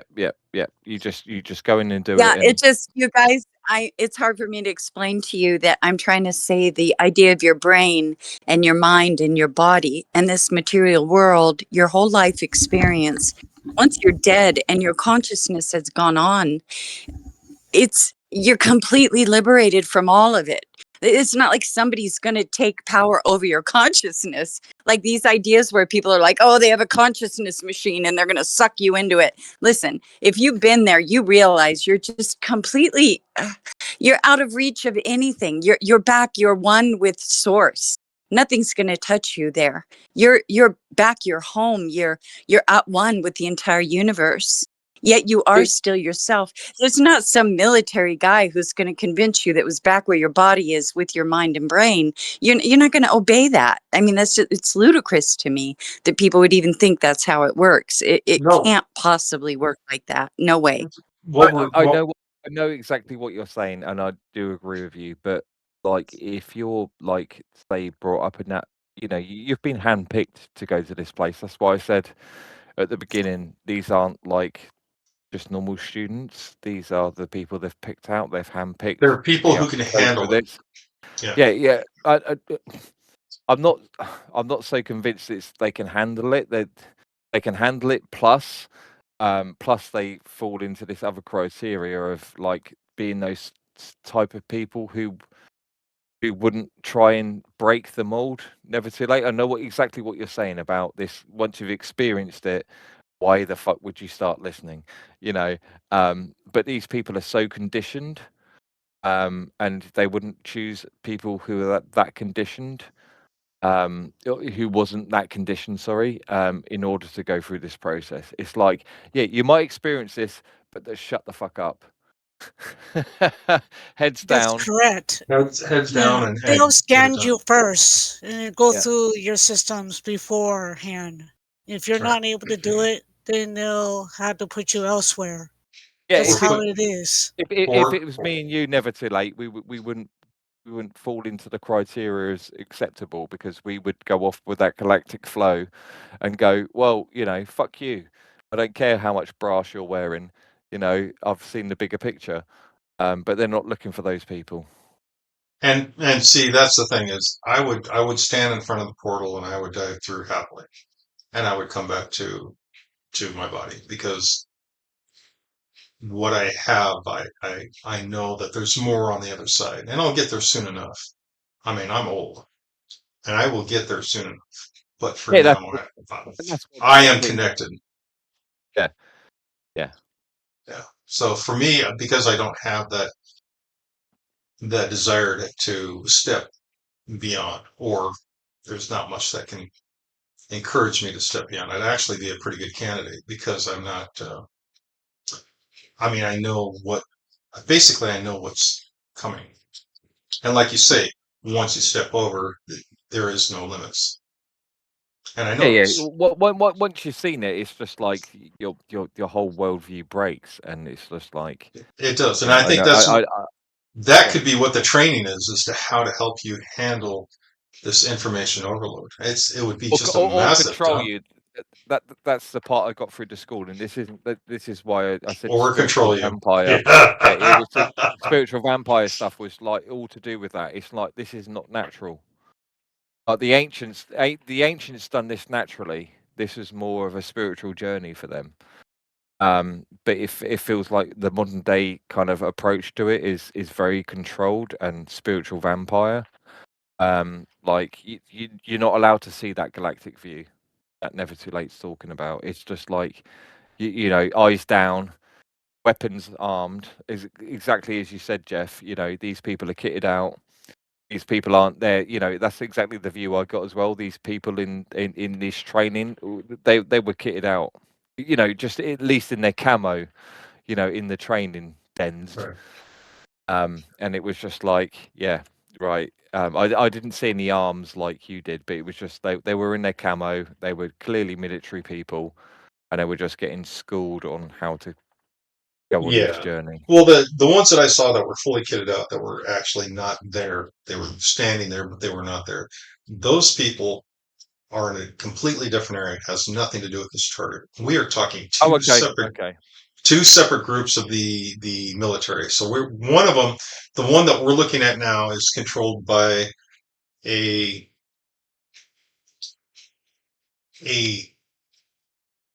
individual who has absolutely a raging ulcer. He drinks too much. He has a raging ulcer, and he is aware of what's going on. He is aware of who's running the show. He's aware of how many people have been affected by this, and he's also aware of what's coming. The group that I saw are controlled by a different part of our government or work with a different part of our government, not the guy that drinks too much and has this raging ulcer. So this is another section of the government that doesn't talk to each other. You're correct on that, because that's the reason why a few others did what they did way back, because the situation. Right. So you have two different aspects of our military dealing with two different groups that both have this technology, both address it different ways. The way that I saw was a shutdown. That's how you get the cattle through. The one that we're looking at is not a shutdown. It's more of let's teach you how to do this so you can arrive on the other side and actually not go brain dead. You know? Yeah. Wow. Yeah. Yeah. It's a really cool concept. It's just really, really sucks because does that mean we are not going to have access to it? I mean,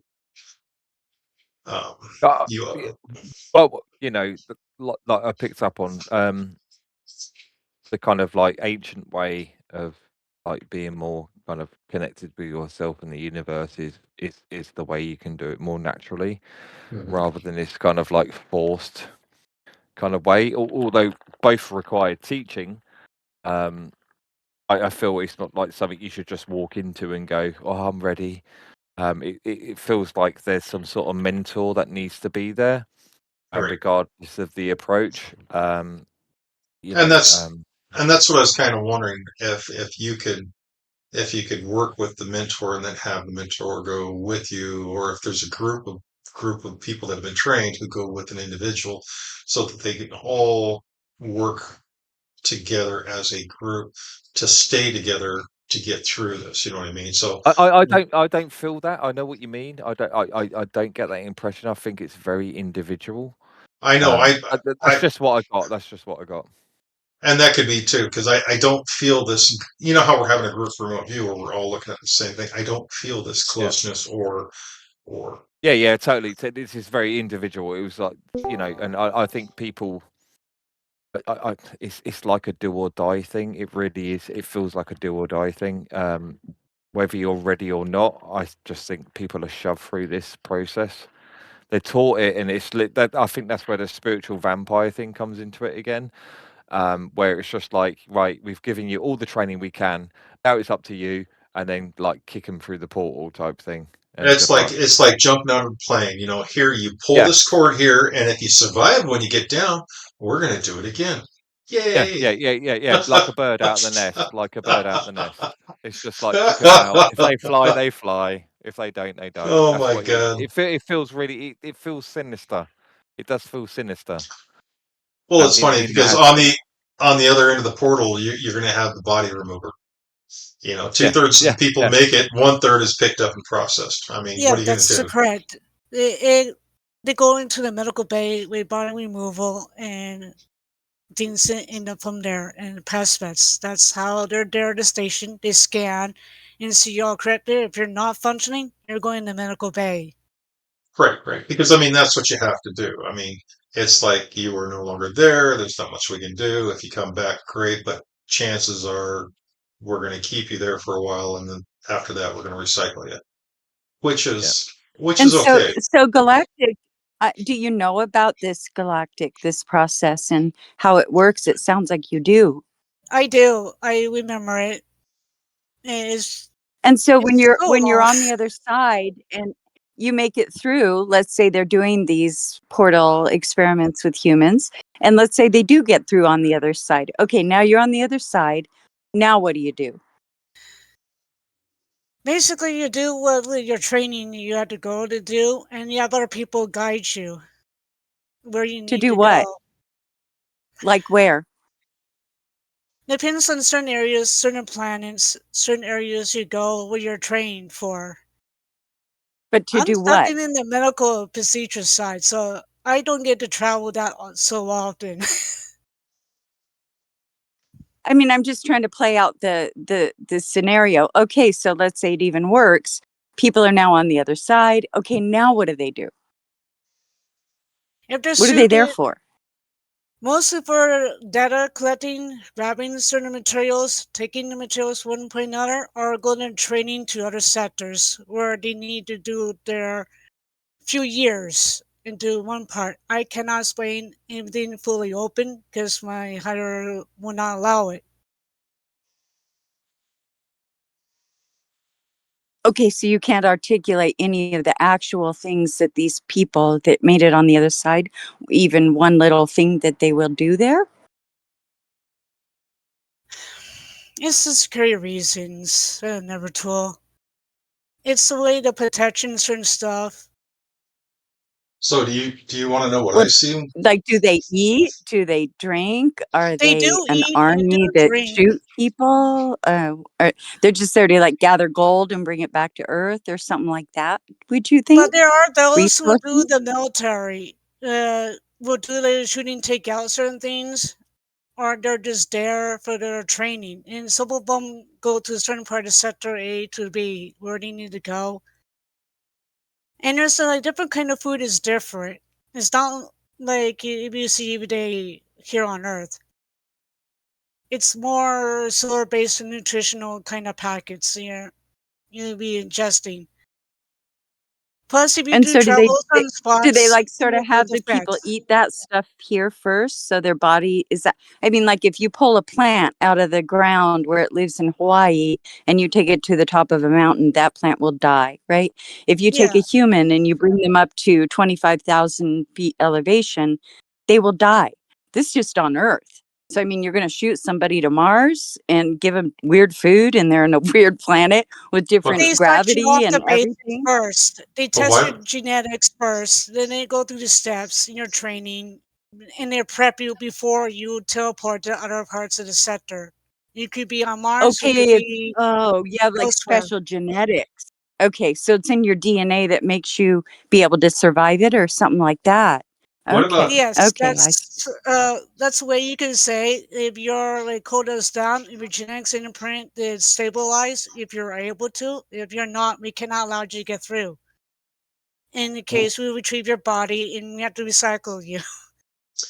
It The whole sucks. genetic thing that you're talking about, right? So the genetic people have different aspects. You're talking about people that can survive in high altitudes. You've seen the packers on the Himalayas that go up and down Everest, right? You've got people walking up there with gas masks and oxygen tanks, and the packers have everything on their back going up and down those hills.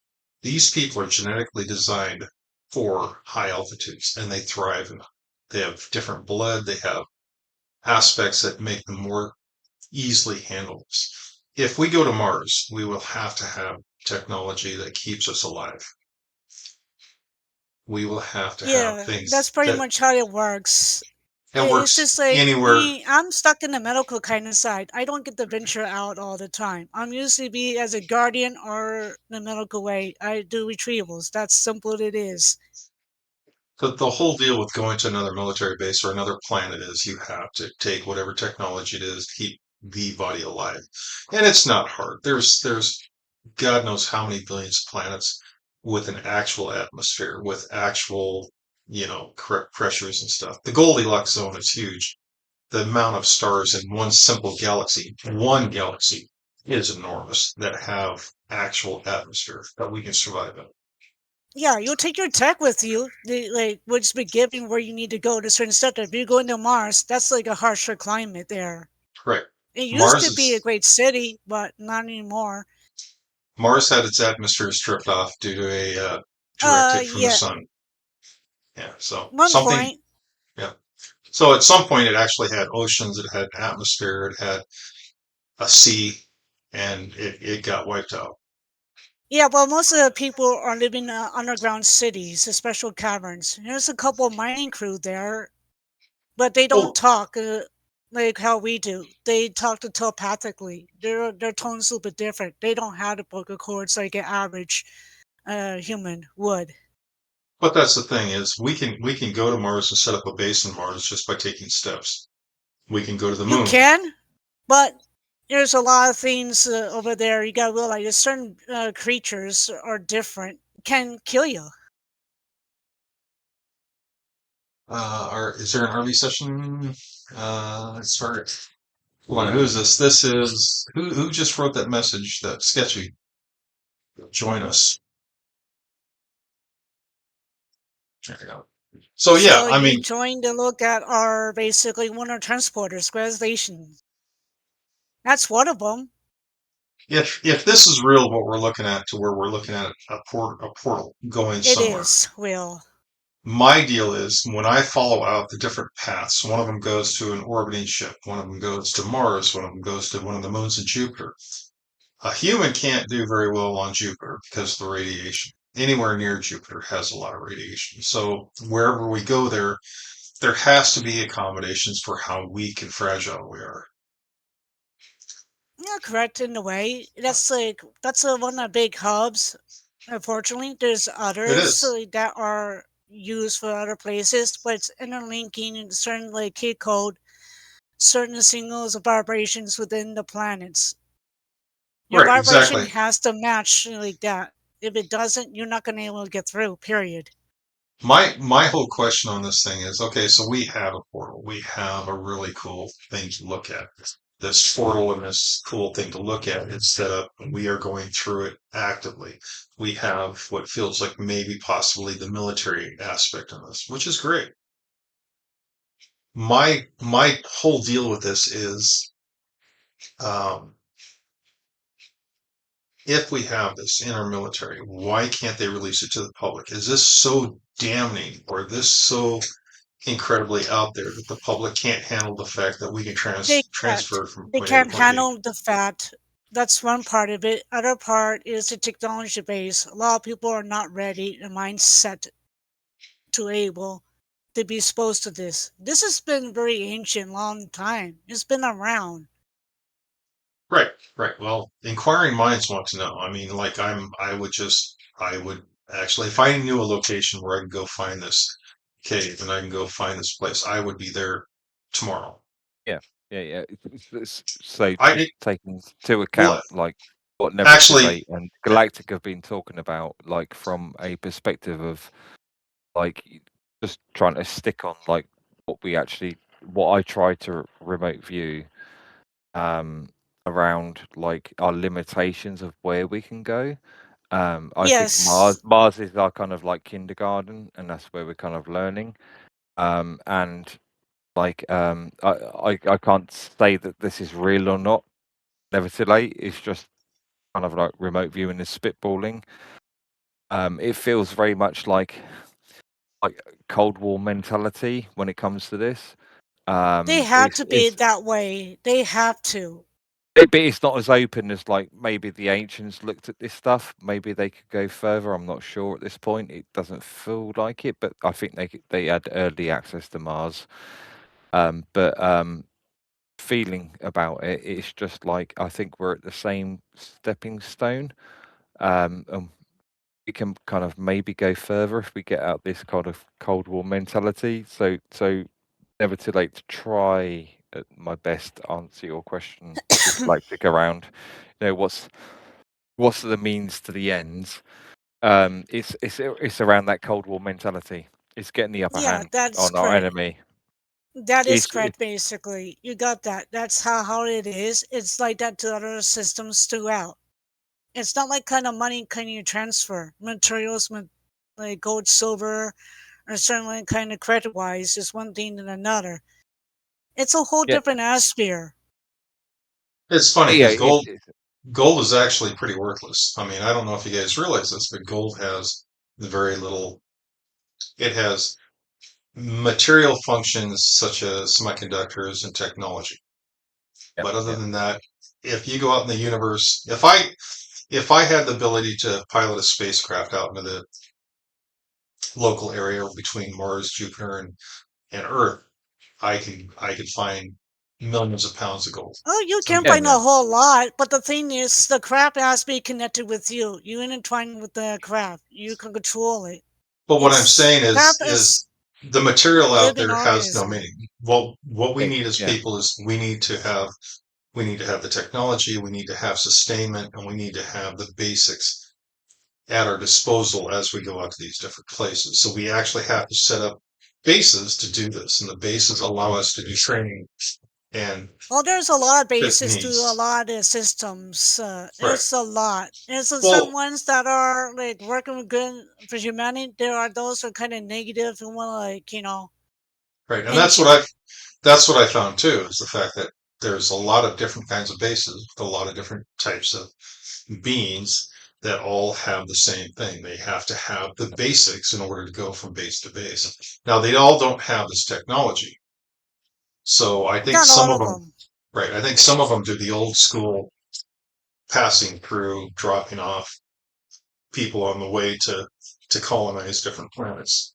So I'm not quite Yeah, sure. Mars is kind of the kindergarten, but it's not a whole lot to do there. If you go into the main sector, you got to deal with in the crown incumbents basically, and you have a big cafeteria.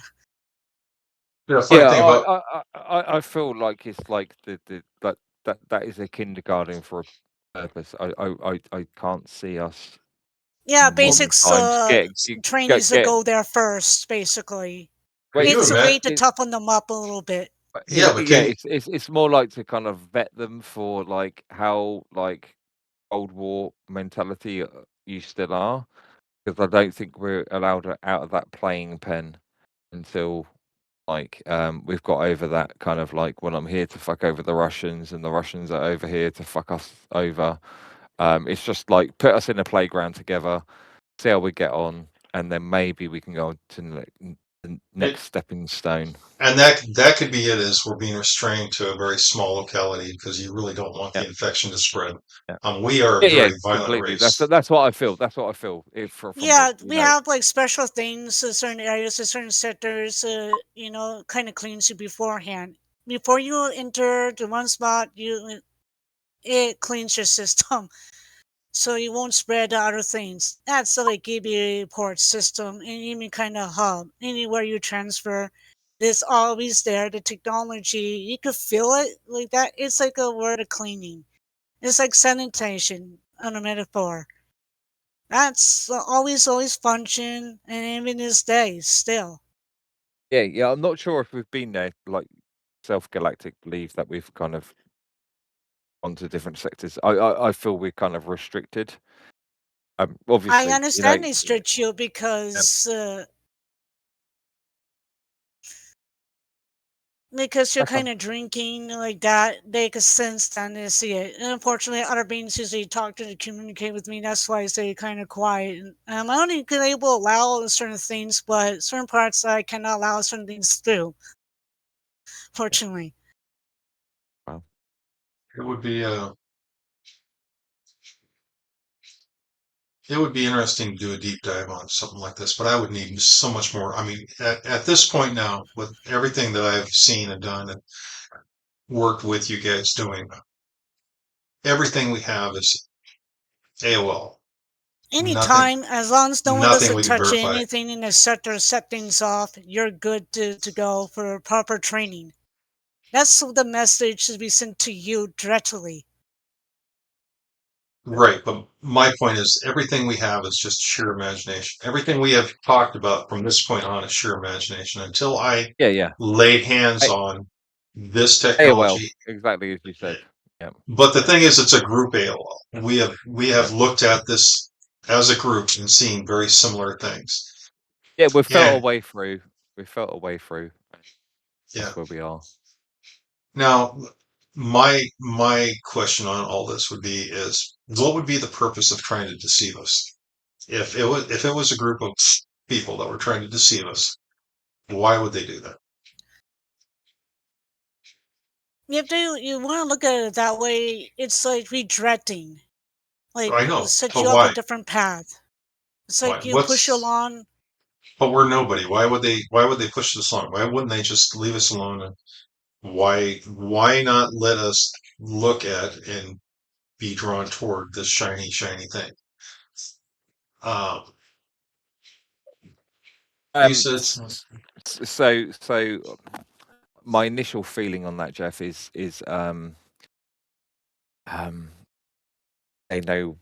they know what this technology is, as in what we're kind of doing as part of remote viewing. That's the technology, and it's a matter of how far of the public come along with this. That's what it feels like to me. It's a test, rather than it just being like within a military complex. That's why I felt so judged earlier, walking into those rooms in the corridor and seeing those They do people that. They do that. who had enough of like being looked at and were just like, oh fuck off, Yeah, off. they've been doing that because a lot of people, like similar experiences, been doing that, and that's one of the protocols for a lot of reasons. I know it sucks when you experience that. I'm so used to it. Oh, I Certain couldn't give a shit. I commands couldn't one give a shit. point, so It's it's just like one of those nothing things. to me. Yeah, Hey, yeah. exactly. It's It's not. worse. It's worse in real life. It's worse in real life. Oh, it's On the astral brutal. plane, it's just like, yeah, whatever. yeah. Think of it as a Nothing. boot camp. You just started. It's Yeah, Hell yeah. Week. There you Yeah. go. Yeah, I mean, after just talking about it all in general, again, all I have to use as a reference is either science fiction, and I've read really good science fiction. Robert Heinlein is the best, right? Yeah, Stranger in a yeah. Strange Land. This guy was writing in the 50s about way beyond anything you guys are talking about here, right? He's got like 50 books. They're great. Okay, Yeah. he's way ahead of you.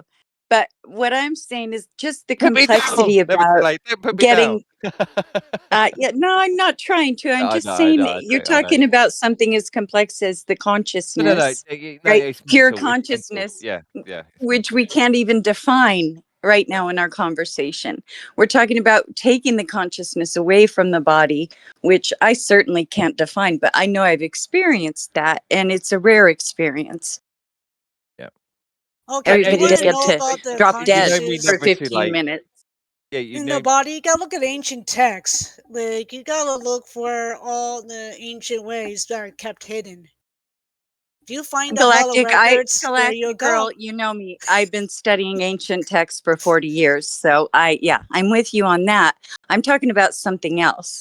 I'm talking about consciousness and understanding the difference between your consciousness, your mind, your brain, your body. Yeah. I mean, even the Egyptians knew about talking about the Ba, the Ka, the Ka, right? They Yeah. knew about this. It's And a they were language. talking about it It's a language. precise. Never too late. Right. We're Yeah. defining. We're discovering and defining the language amongst ourselves. And this is the thing that Never Too Late's experienced me so many times, getting really pissed with people in this kind of like remote viewing space and the psychic space, pulling physics terms into trying to explain like entanglement and stuff like that, which is like loosely understood even in physics, and trying to then munge it into like psychic kind of abilities. It's just like, no, we need to talk like we are now, in order to come up with a new vocabulary for what is actually the fuck going on, because the Yeah, two in don't a way. A combine. basic language to understand the elemental properties of these things that we're talking about, is if people are manipulating these things and able to do it, yet we can't even in this conversation define consciousness. Now we all know we have it. I know what it's like to leave my body and be dead and come back, but even that I can't tell you guys about that experience. It's You too haven't got big. the right words. There are You no haven't got the words, right words. Yeah, exactly, Yeah. exactly. And then So, that's why we need to stop leaning on those scientific terms and come up with our own terms to try best describe it as we can, and then hopefully the two will meet maybe 1,000 years down the line, and the two kind of want to go to tango, but we need to stop leaning on the things that science doesn't even understand, like entanglement and like the double slit experiment. It's just like, it's beyond like thinking. You know, it comes up with like, you know, you got the Copenhagen kind of interpretation of quantum physics, and you've got different interpretations of quantum physics, and you know, we can't even decide on what's going on in physical reality, let alone what's going on with the astral reality. Like, Jesus, let's just separate it for a moment, come up with our own terms, and try and meet in the middle somewhere. And it might be 1,000 years down the line that we get that meeting, but we need to stop talking nonsense is the key thing, and come up. Just speak I, about experiential truth. Yeah, I, learning, Ben. That's what it counts, isn't it? It's a part of learning. I've got Yeah, a totally.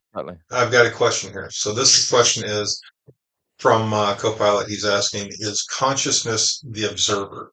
Now, the way I interpret consciousness is outside, looking through our eyes. Our body reacts to, whatever needs and Right. It's So a whatever the observer in a body way. aspects. It's you observing in different aspects. Your I consciousness, that's who you are. I think the consciousness is who you are as it looks through your eyes and your body and your physical being. But the consciousness is definitely not the body.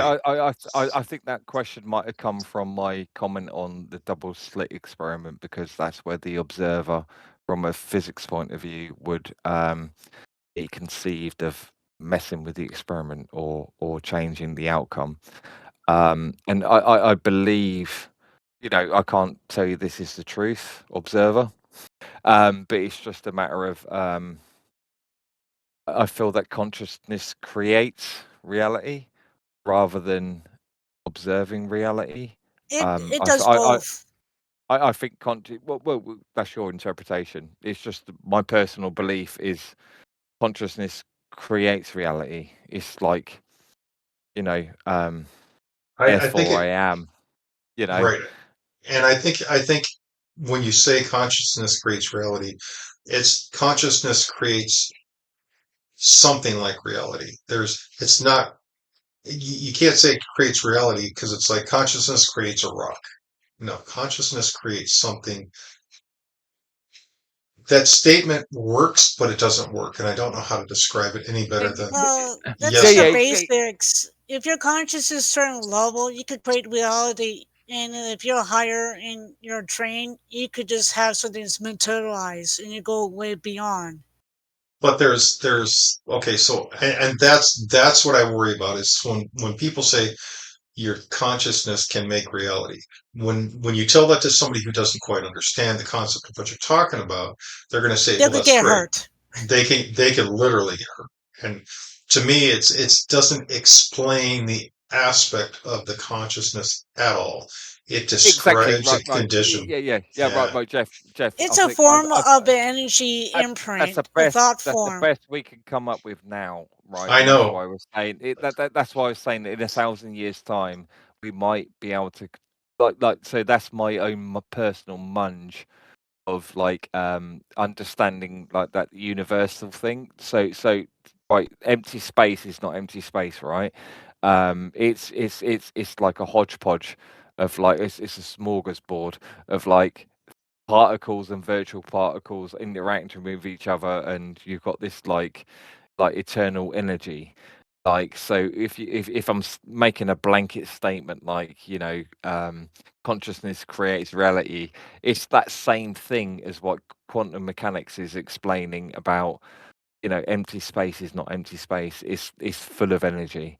But then I'm doing the thing that I said 10 minutes ago that we shouldn't do, and that's like, you know, merge quantum terms with trying to explain consciousness. Exactly. It's too early. It's too early. It's too early. Well, and there's I fall victim to it myself, but it's just that thing of like, we need to discuss and go into depth with this stuff, to understand, is there a difference between the observer and the creator, and what is quantum mechanics and what's in the void and all those sorts of things. And I just think we're too juvenile at this point to have that discussion. It's fun to have that discussion. I love to have. I will always have that discussion with you guys. But on a humanistic kind of global level, the 7 billion people on the planet, it's like we're too young. We're too young to have that discussion. As Well, an adult. a lot of beings think of that way. I do that to other people for 43 damn years. I'm just a old soul.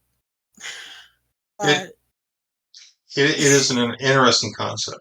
It is a fascinating concept. it Hey, is. It's like how your thought is, what you think, how you work with the energy transcend. And no one doesn't understand it. They could get hurt and other things would cause disasters. But there are certain those trying to manipulate it to push what they want. Hey, Sketchy, did you want to add anything here? Did you want to jump in? I'm way behind on whatever the target is. Well, do you want that? Did you want to add anything to the target that we haven't been talking about and espousing on?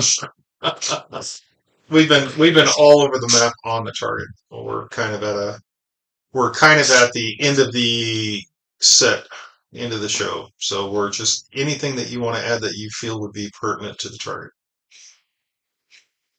No, you guys are fine. Okay.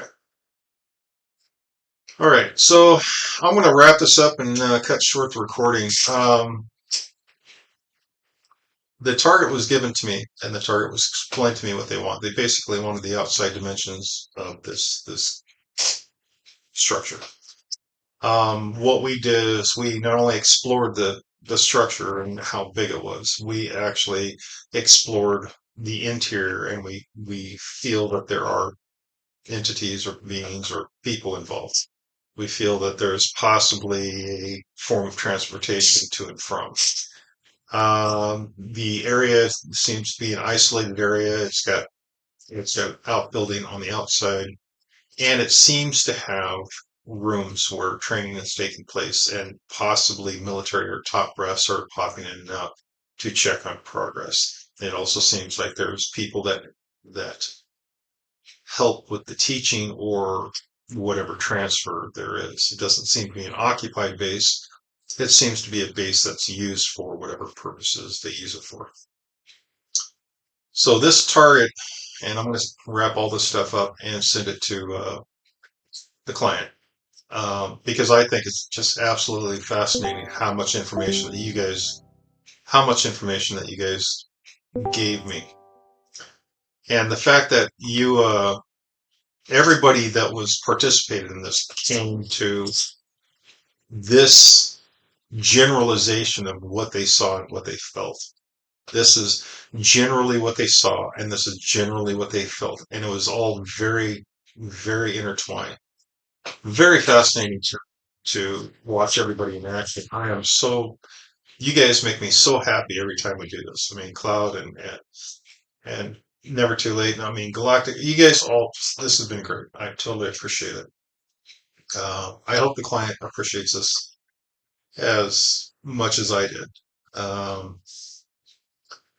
It would be nice to have a location so I can go take a look for myself, just to know I'm not dreaming this whole thing and I imprinted some kind of weird target on you guys.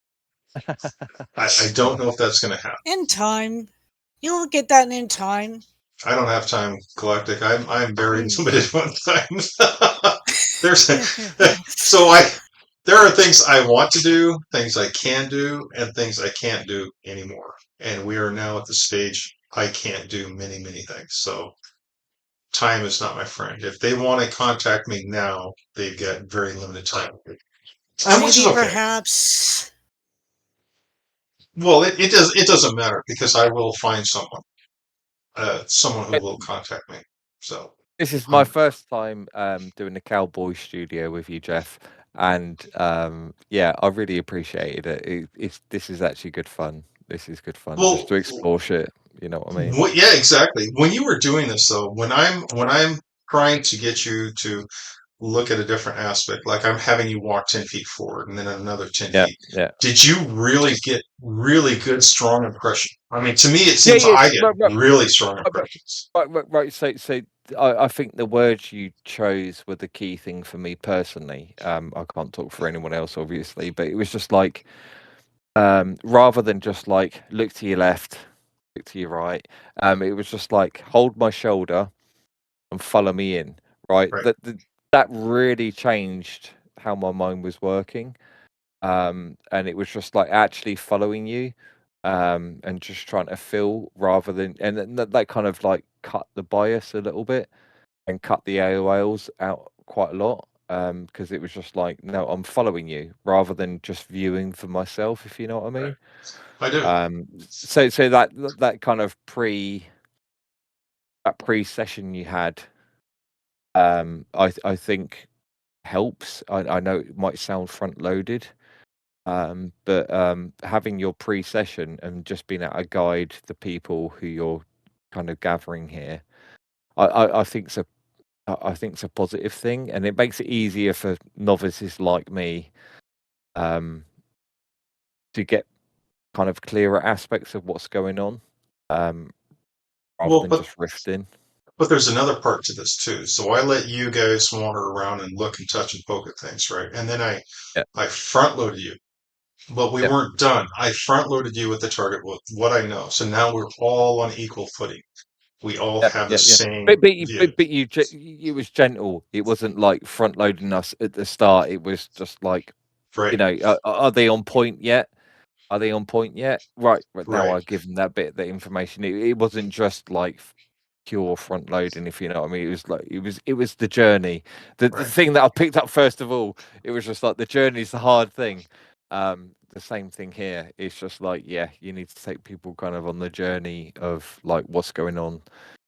And then that's kind of more interesting in a way, if you know what I mean. It's just rather than a pure blind target. I found this quite fascinating the first time I'd done it. And I quite like that journey aspect of it. You know, well, this is what I'm going to tell you next. You know, it's a little bit of, you know, breadcrumbs, and a little bit more breadcrumbs. You know, when you got to the point. Well, kind of it's thing. more along the lines of I'm going to push you and I'm going to just kind of gently guide you to where you need to be. And once you're there, I'm going to literally spin you around to look at the target. You are going to literally be turned.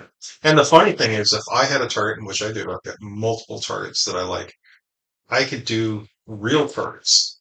And we do this with a real target, and you will find the same emotional response to where as I take your information and I present you with your information, and then I say, I want you to move 10 feet into your information.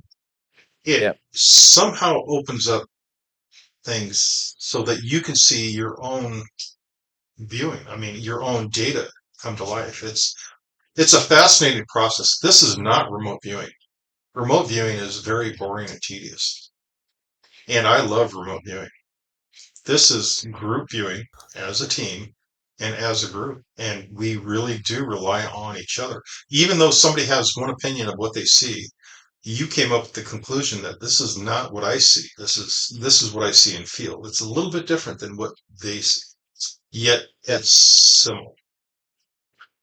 And Yeah, as long that's where the personalities come in, because it is like, you know, how you interpret that information is the, right, you know, where the gold is, you know, pulling it all together and seeing where the gold is in between, you know, what Galactic Eye and Neverthelate and Cloud were saying. It's just like, where are the correlations? You know, right, that's the key thing. That's the absolute key thing. Because like, you know, we all have different feelings, and like, you know, it's just like psychic viewing. You know, some people might see like a picture of a teddy bear, and that means one thing to them when they right. see that. You know, it might mean death of a mother. You know, and some people see it as like a death of a daughter or a son.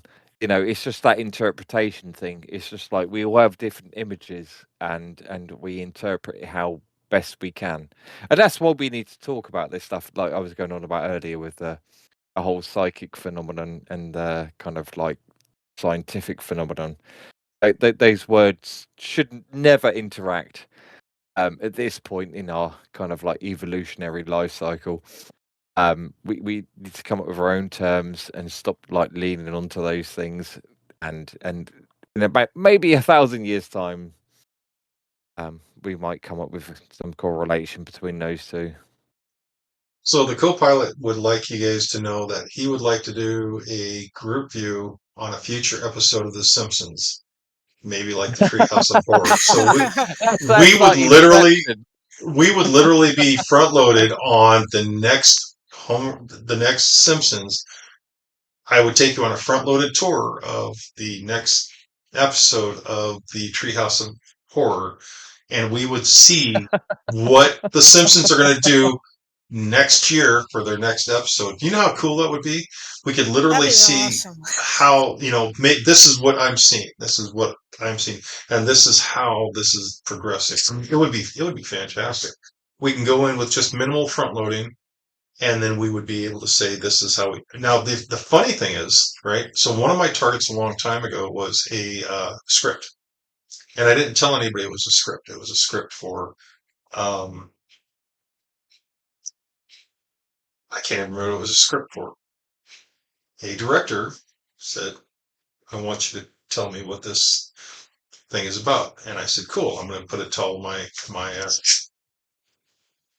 the people who are on our remote view."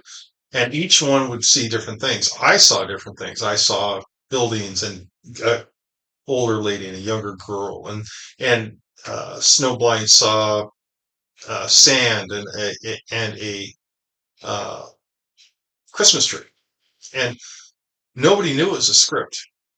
Okay, time went on, time went on, time went on, and then I got all this information and data. It was great. I was all excited. I was going to hand it over to this person, and I was going to say, "Hey, this is what the script is about." Oh, well, I can't tell you what the script's about. So all that work Yeah. everybody did, I was like, "No, I'm sorry, I can't tell you what it's about until it comes out on TV." Of course, that was like 2 or 3 months. I was just so disappointed. But it was fantastic to go back and look at all their data when the damn show came out.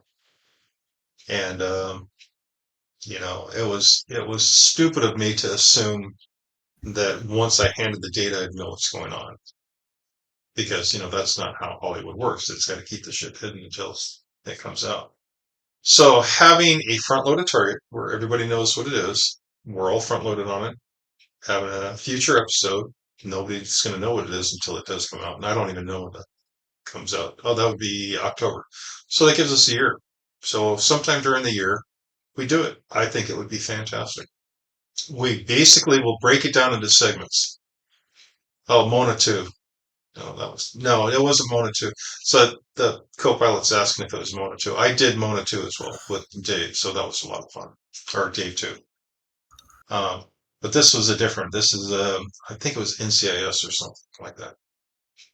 It doesn't matter. Right? It will be fun, Jeff. But like I'm going to take you guys with me. yeah, like tonight's session, it's like it's like you kind of said, it's. I started off with this like a remote viewing session, and then it went more into like a psychic feeling session, Yeah. rather than pure.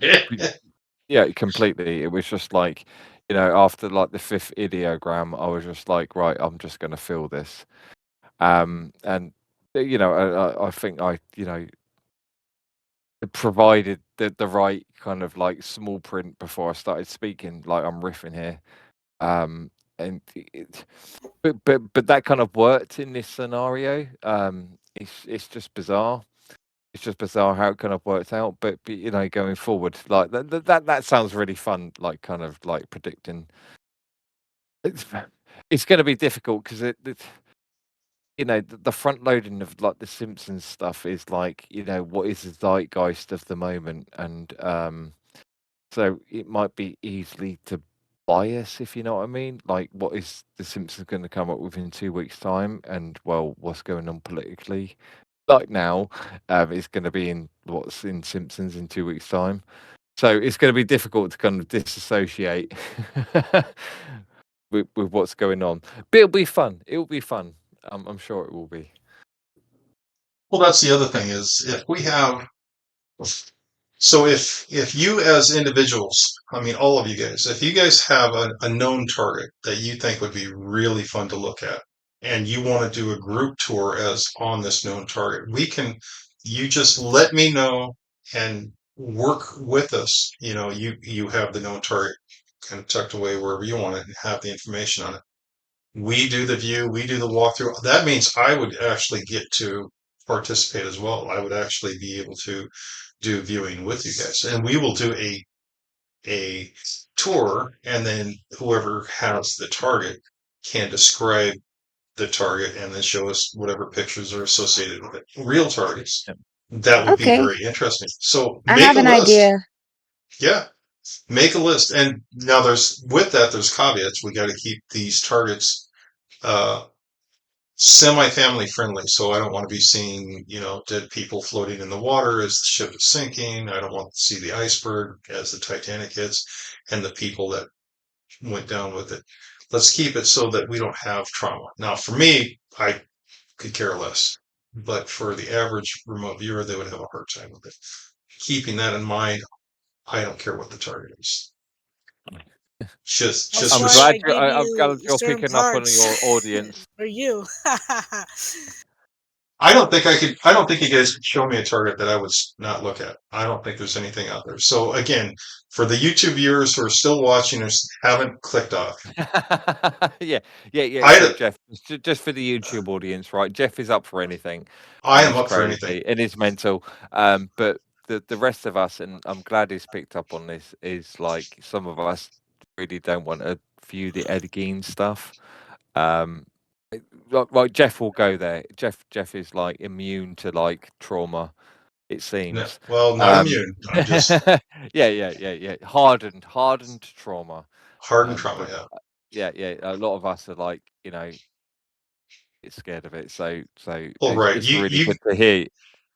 Right. You guys do not want to bring home space aids. You do not want to bring home space aids. You don't. So It's a bitch to remove.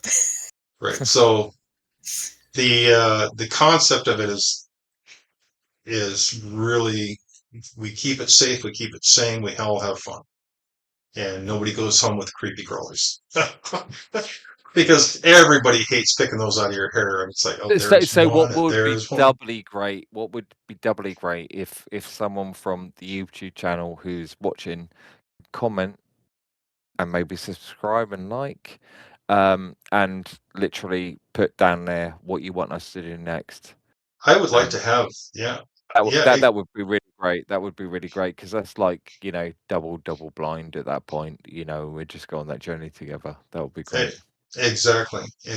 So the self moderation, if we were going to do that, the self moderation would be the key. So Yeah. What was Savant's idea? What was your idea, Savant?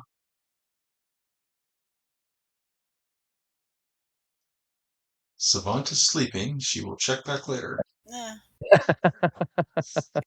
So, all right, guys. Is she eating? She might be. I know. I just finished my dinner. All right, I guys. don't have mine yet. I'm going to shut this down. I thank you all. I will post the YouTube video here in the chat line. So give me just 1 second. I'll shut this down.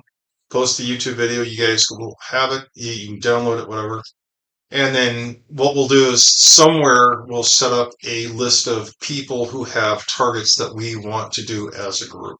And then we will do the recorded version, and then we'll record it live. We'll have people comment on YouTube. We'll do our review. We'll have a person come on and tell us where the target is and why is this special. I think it would be fantastic. And as far as training goes, this is the ultimate in training for RV because it is not boring.